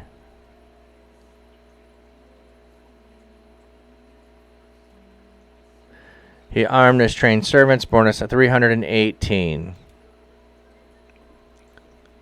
Okay, he armed his trained, born in his own house. 3, Salos. Mea Salos. Oh, sorry. Salos. Simone Acer. Okay, that's going to be pursuing a rabbit trail I'm not going to find any answers to. Okay, never mind. Sometimes letters are just representative of numbers, and that's not what's going on here. So anyway, moving on. Just a weird thing. My brain is going, why 318? Then during the night, Abram divided his forces against them and defeated them. He chased them as far as Hobah, which is north of Damascus. He retrieved all the stolen property. Interesting that they're phrasing it that way. Wouldn't it be plunder? The word stolen is supplied. Yes. Yeah. I would say plundered property, not stolen. He also brought back his nephew Lot and his possessions, as well as the women and the rest of the people. The phrase, the rest of has been supplied. Okay.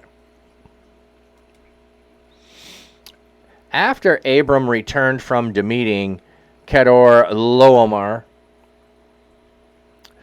and the kings who were with him, the king of Sodom went out to meet Abram in the valley of Shaveh, known as the King's Valley.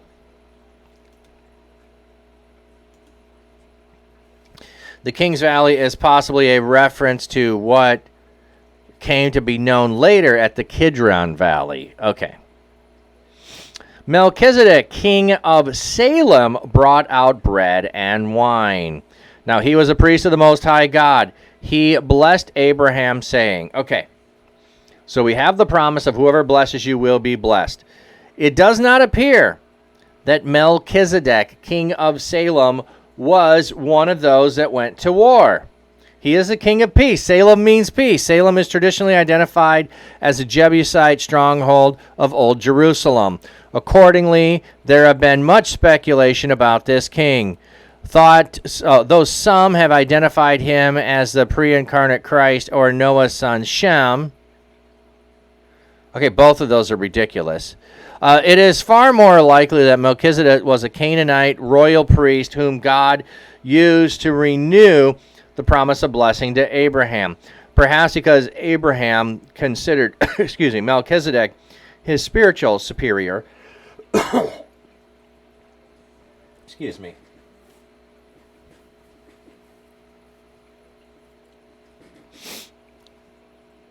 But Melchizedek remains an enigma. In a book filled with genealogical record, he appears on the scene without a genealogy and then disappears from the narrative. In Psalm 110, the Lord declares the Davidic king is a royal priest after the pattern of Melchizedek. Okay.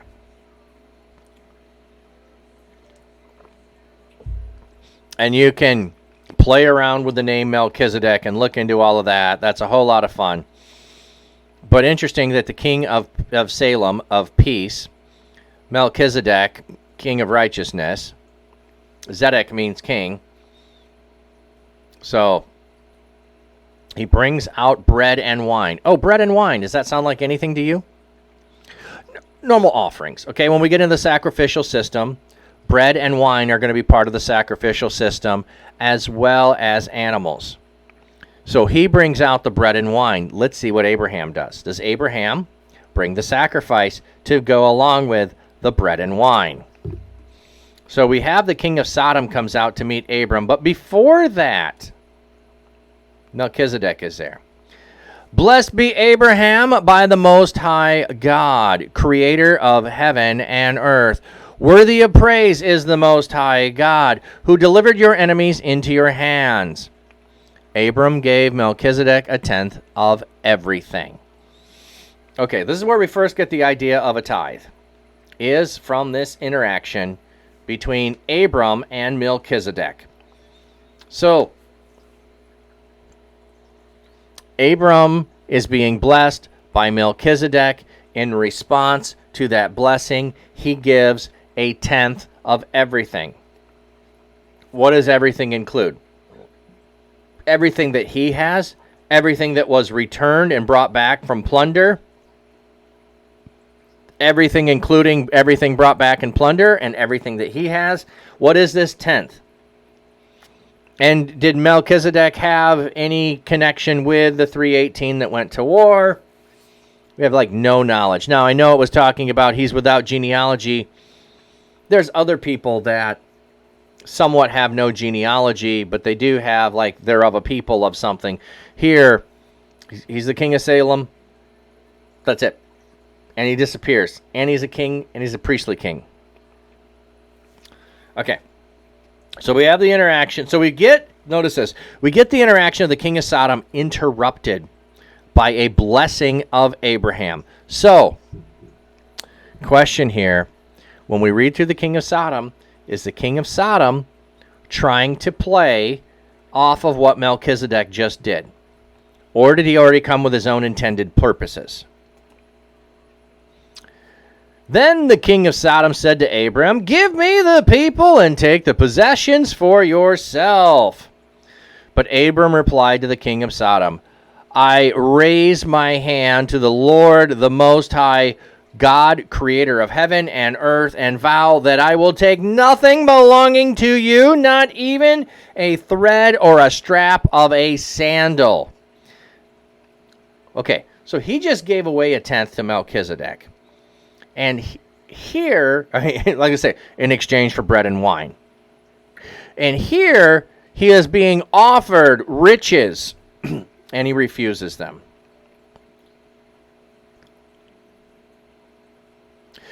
That way, you can never say, "It was I who made Abram rich." I will take nothing except compensation for what the young man have eaten. As for the share of the men who went with me, Ener, Eshcol, and Mamre, let them take their share. So, my young men ate. That's it. That's all they get. But Ener, Eshcol, and Mamre, they get their share. So we have Ener, Eshcol, Mamre, who are along with. So is the 318 include them and their forces, or are they additional forces? Sounds to me like the 318 was Abraham's force, and the other guys had their force. And then we have Melchizedek, who shows up as well. And Abraham, after retrieving his nephew Lot and rescuing all these people, in a manner of way of making sacrifices and praise to God, gives a tenth of everything to Melchizedek. Okay. And now we've got someone trying to, hey, I want to look good too. I want to, what is he trying to get, really? What is he trying to get? I'm just curious. Okay.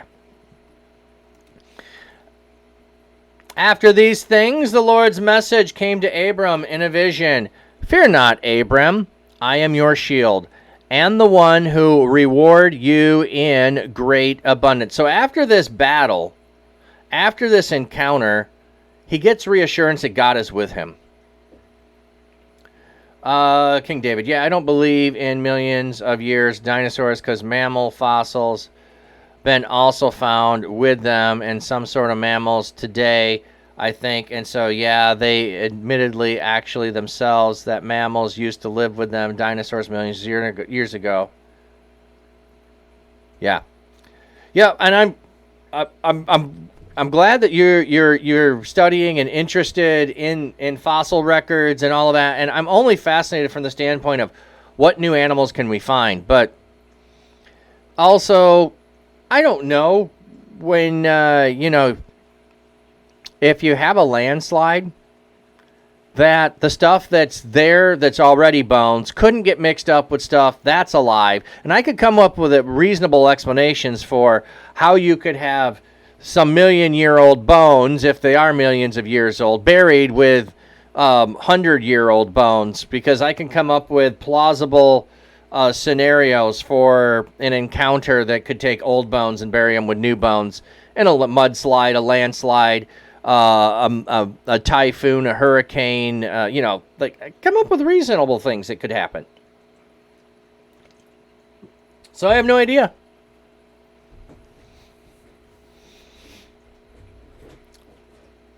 Also, tar pits are an interesting thing, too. Like we had those earlier, where you can have animals trapped in tar pits at whole bunches of periods of time.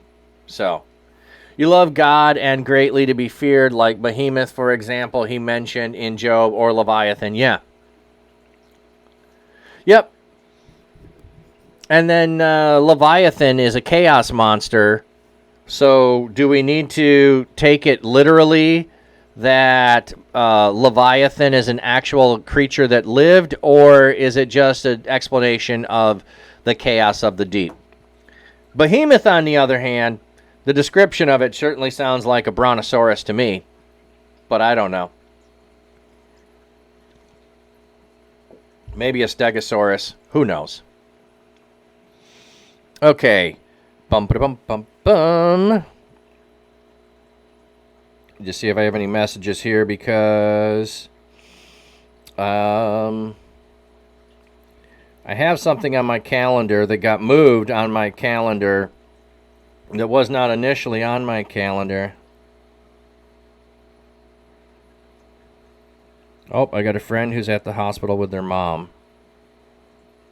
So prayers for her. Okay.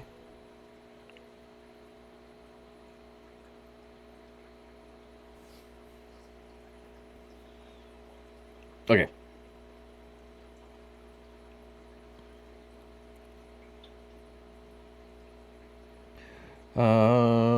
Okay.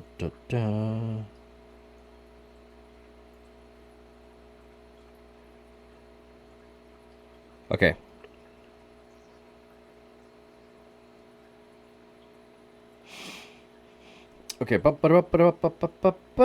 Yeah, it says I got a meeting at 10, so we got a little bit of time. We got ad breaks coming in. Okay. So now after this encounter with Lot being taken away, Abram is reassured, I'm your shield, and the one who will reward you with great abundance. So this is validating Abraham saying, I won't be blessed by you. I will not be blessed by you, king of Sodom. Why did he let himself be blessed by king of Egypt then? By Pharaoh? Why did he allow himself to be blessed by Pharaoh and didn't have the worry about, I don't want Pharaoh to say that he made me rich? But Sodom, he did not want, was it son of evil? He didn't want son of evil to be the one who blessed him. It's just after the fall that they become scary, I guess, because in Genesis, God said he made all good. Well, good. Is it good for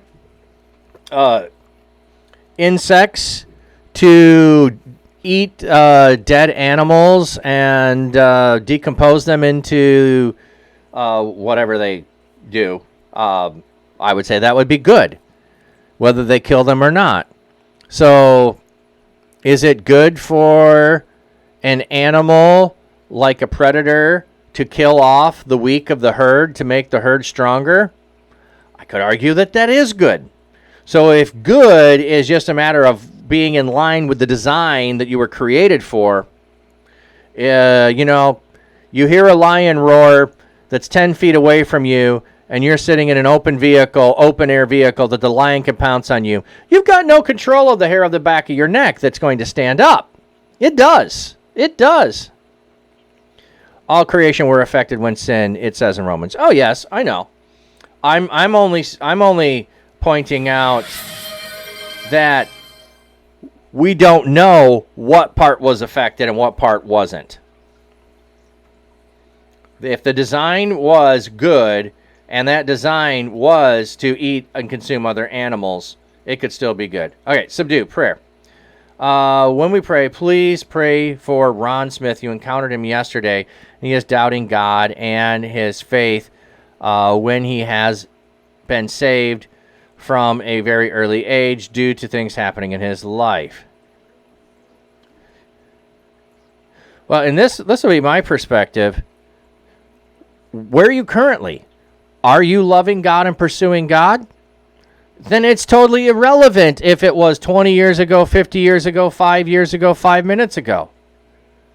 Your current status of pursuing God is all that matters. There doesn't need to be a date. There doesn't need to be a here's when I turn to God.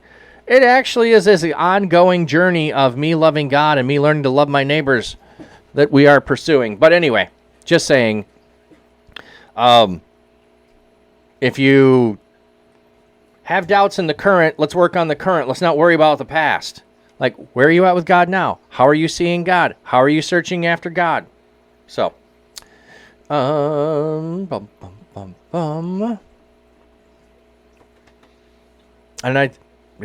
here's the promise to Abraham. Like, that's it. Like, I just need the promise of God. I don't always have to see evidence of it. I know the promise.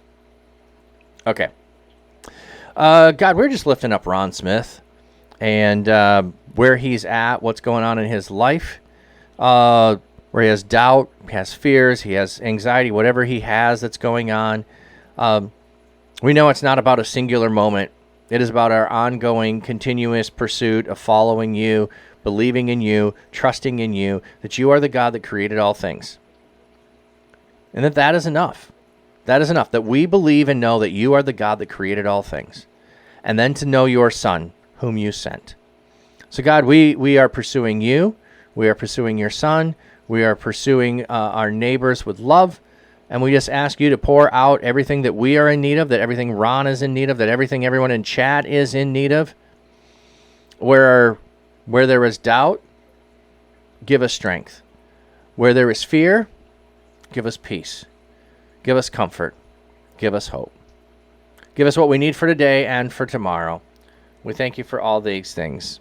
In Jesus' name, amen. Okay. Bum, bum, bum, bum.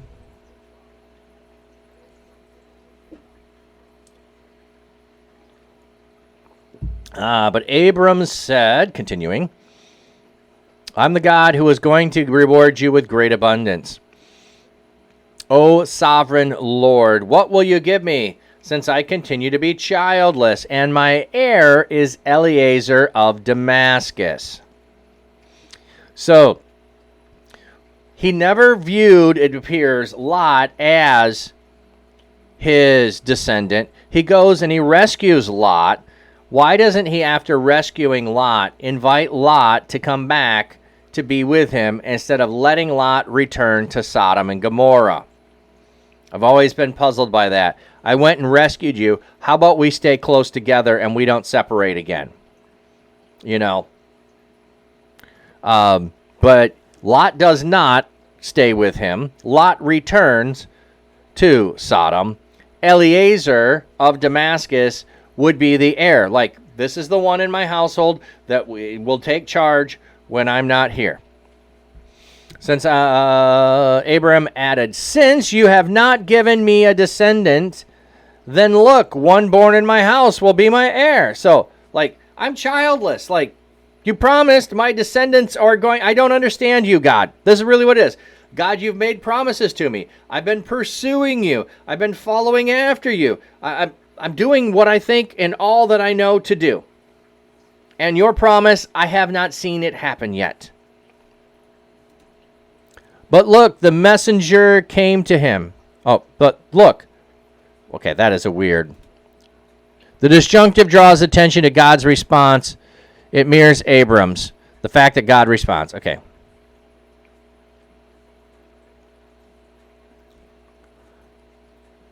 Abram's message came. Oh, okay. Here we had it in a vision. Okay. I missed that part. Here it comes to Abram in a vision. Before we didn't get it mentioned. Now we're being told it's a vision. Now he is getting a messenger. The Lord's message came to him, maybe. Or is this still the vision?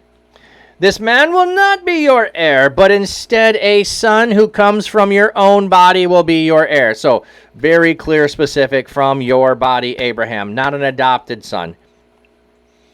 The Lord looked on him outside and said, gaze. Or sorry, the Lord took him. So is God present here? He. The reference, okay. If this is the Lord's message, it doesn't mean that it's the Lord. It could be a messenger who is the emissary, who is there. Took him outside and said, gaze into the sky and count the stars. If you are able to count them. Then he said to him, so will your descendants be. So we have dust being the compared item of the descendants earlier. Now, to reassure you, let's look at something that you can see distinct from one another. Dust, you can't see distinct particles from one another. It's just a big blanket. How about let's go out to the sky. Oh, also, you know what I think he's saying here? So will be your descendants? Okay. What did people think the stars represented? Spiritual beings. Gods, if you will. That the stars in the sky were gods. It was the dwelling place of the gods. I think there's something more being mentioned here, not in just the number. Okay, gaze into the sky and count the stars. If you are able to count them. Then he said to him, so will your descendants be. So our mind in the English is thinking, oh, they'll be just like that in number. I think he's doing more of in relationship to the way that the rule of them is, and that people view the rule of them. That's how they will be. That's how I'm taking it and seeing that. That this is there's more to it than the surface level of just count them. There is a spiritual realm piece that he is implying here as well in the text. Oh, and then back to Job. You found the behemoth one. Yes. Behold now, behemoth, which I made along with you, eats grass like an ox. Behold now the power of his loins, and its vigor in the muscles of its belly. It hangs its tails like a cedar. Sinew on its thighs are knit together. Its bones are tubes of bronze. Its limbs are bars of iron. It is the first of the ways of God. Let the Maker bring near its sword. Surely the mountains bring it food, and all the beasts of the field play there. Yeah.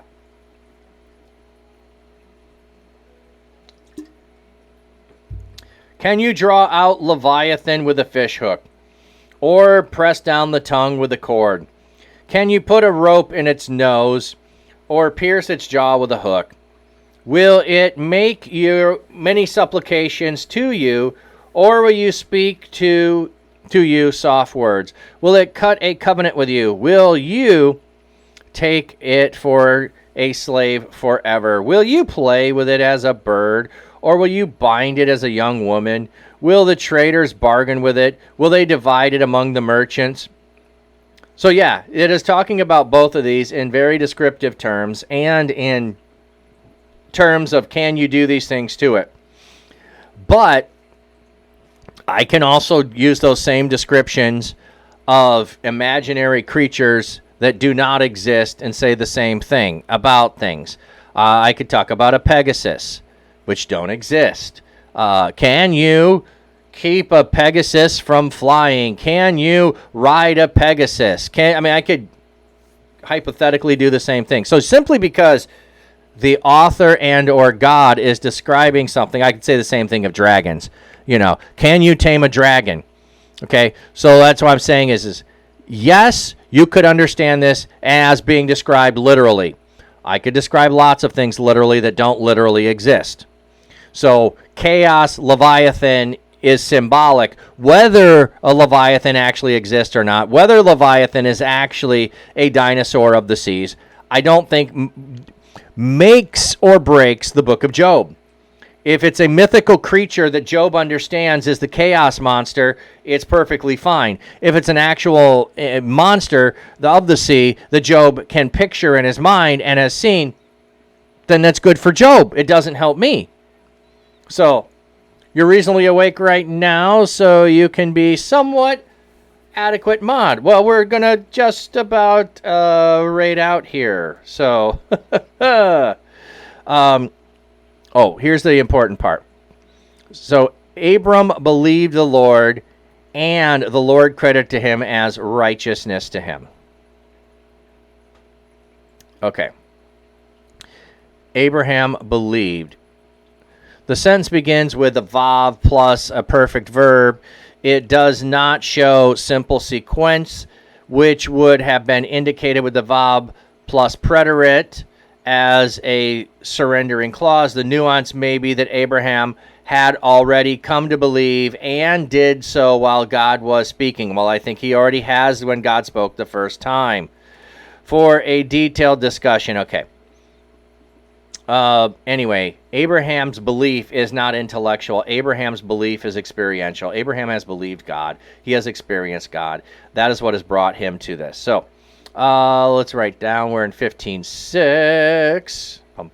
Oh, here. Genesis 15, verse 6. And that'll be a good place to break for today. So we'll have ad breaks, and then we'll be rating out.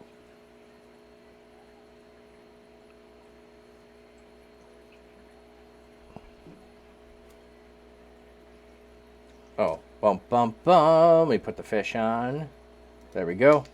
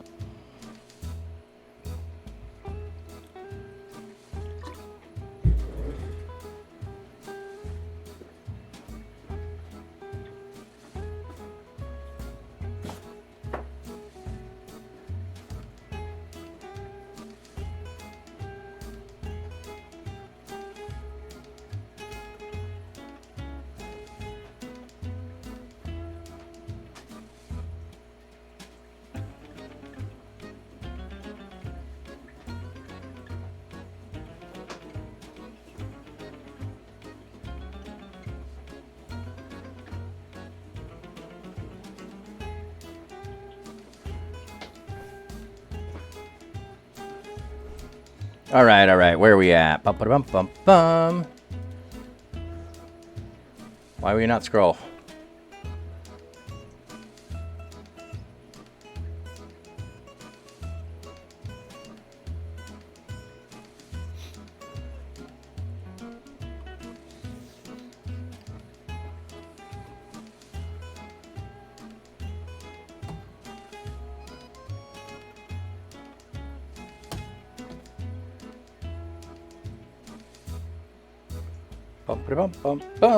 Okay, we should be coming back in 3, 2, 1. We should be back. Okay. Anyway, well, I did have a meeting that was bumped to a different time, and so that's where I was going to have to leave out early and not be able to stay to do exercise today. But now I'm being told that meeting can't happen until 10:30. So we can do exercise and then raid out. So that will be the plan. Let me see if... Yep.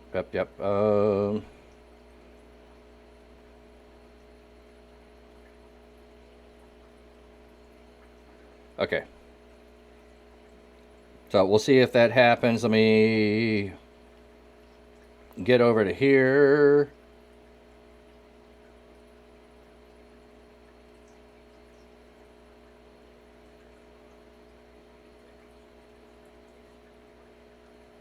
Okay. All right, let me raise this up.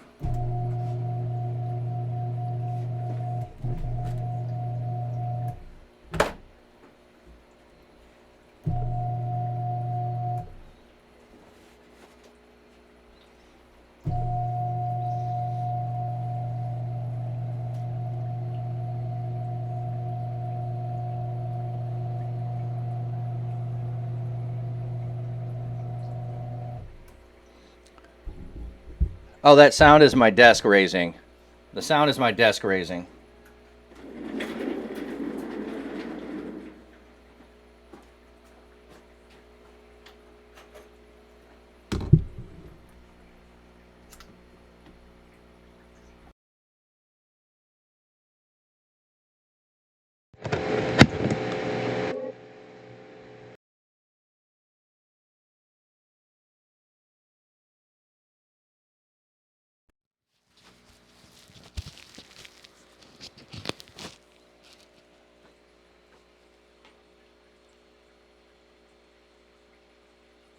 Okay, let me see. Am I on the mic? Did we get it connected? Looks like it's working. Okay. So, all right. Yeah, it'll be nice when you get a standing desk. I don't use it often enough. But there we go. There's the water bottle. There's the water bottle.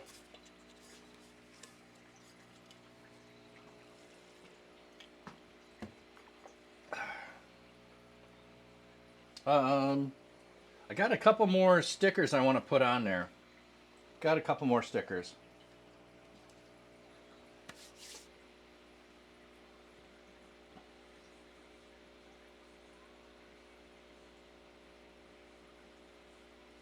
Oh. We're doing a push day, which I'm guessing is going to be some push-ups. Oh, you know what? Let me see if I've got... Oh, you know what? Let me quick do prayer 10:02. I know you put that earlier. Thank you, I'm watching. So at 10:02, we pray every day for workers for the harvest. So it's based on Luke 10:2. You can pray along with us. So God, we are just praying for workers for the harvest in digital spaces, whether they are here with us on Twitch, whether they're on TikTok, whether they're on Facebook, wherever they may be. God, there are people who are lost and lonely, far away from you. They are in darkness. They need the light. And so we are praying for those workers to go out, that you will send, that you will build them up, that you will encourage them, you will give them everything they're in need of. And God, for those who are already there, who are workers for the harvest, we're just asking your blessing upon them, that they continue to be able to do and bless others in your name and be able to do that. So God, we praise you and thank you in Jesus' mighty name. Amen.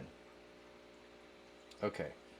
I'm realizing I didn't put Spotify on. Let me see if I can find a playlist. I doubt I can here. And be able to put some music up. Let me see if I got one. Otherwise,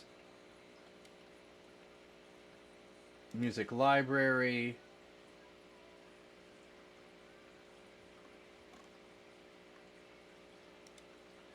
Okay. We're going to do some lateral raises. Okay, that's not going to do it. All right. We're going to... Oh, I didn't do this. Let me change what I have. We need to change this to workout, not chatting.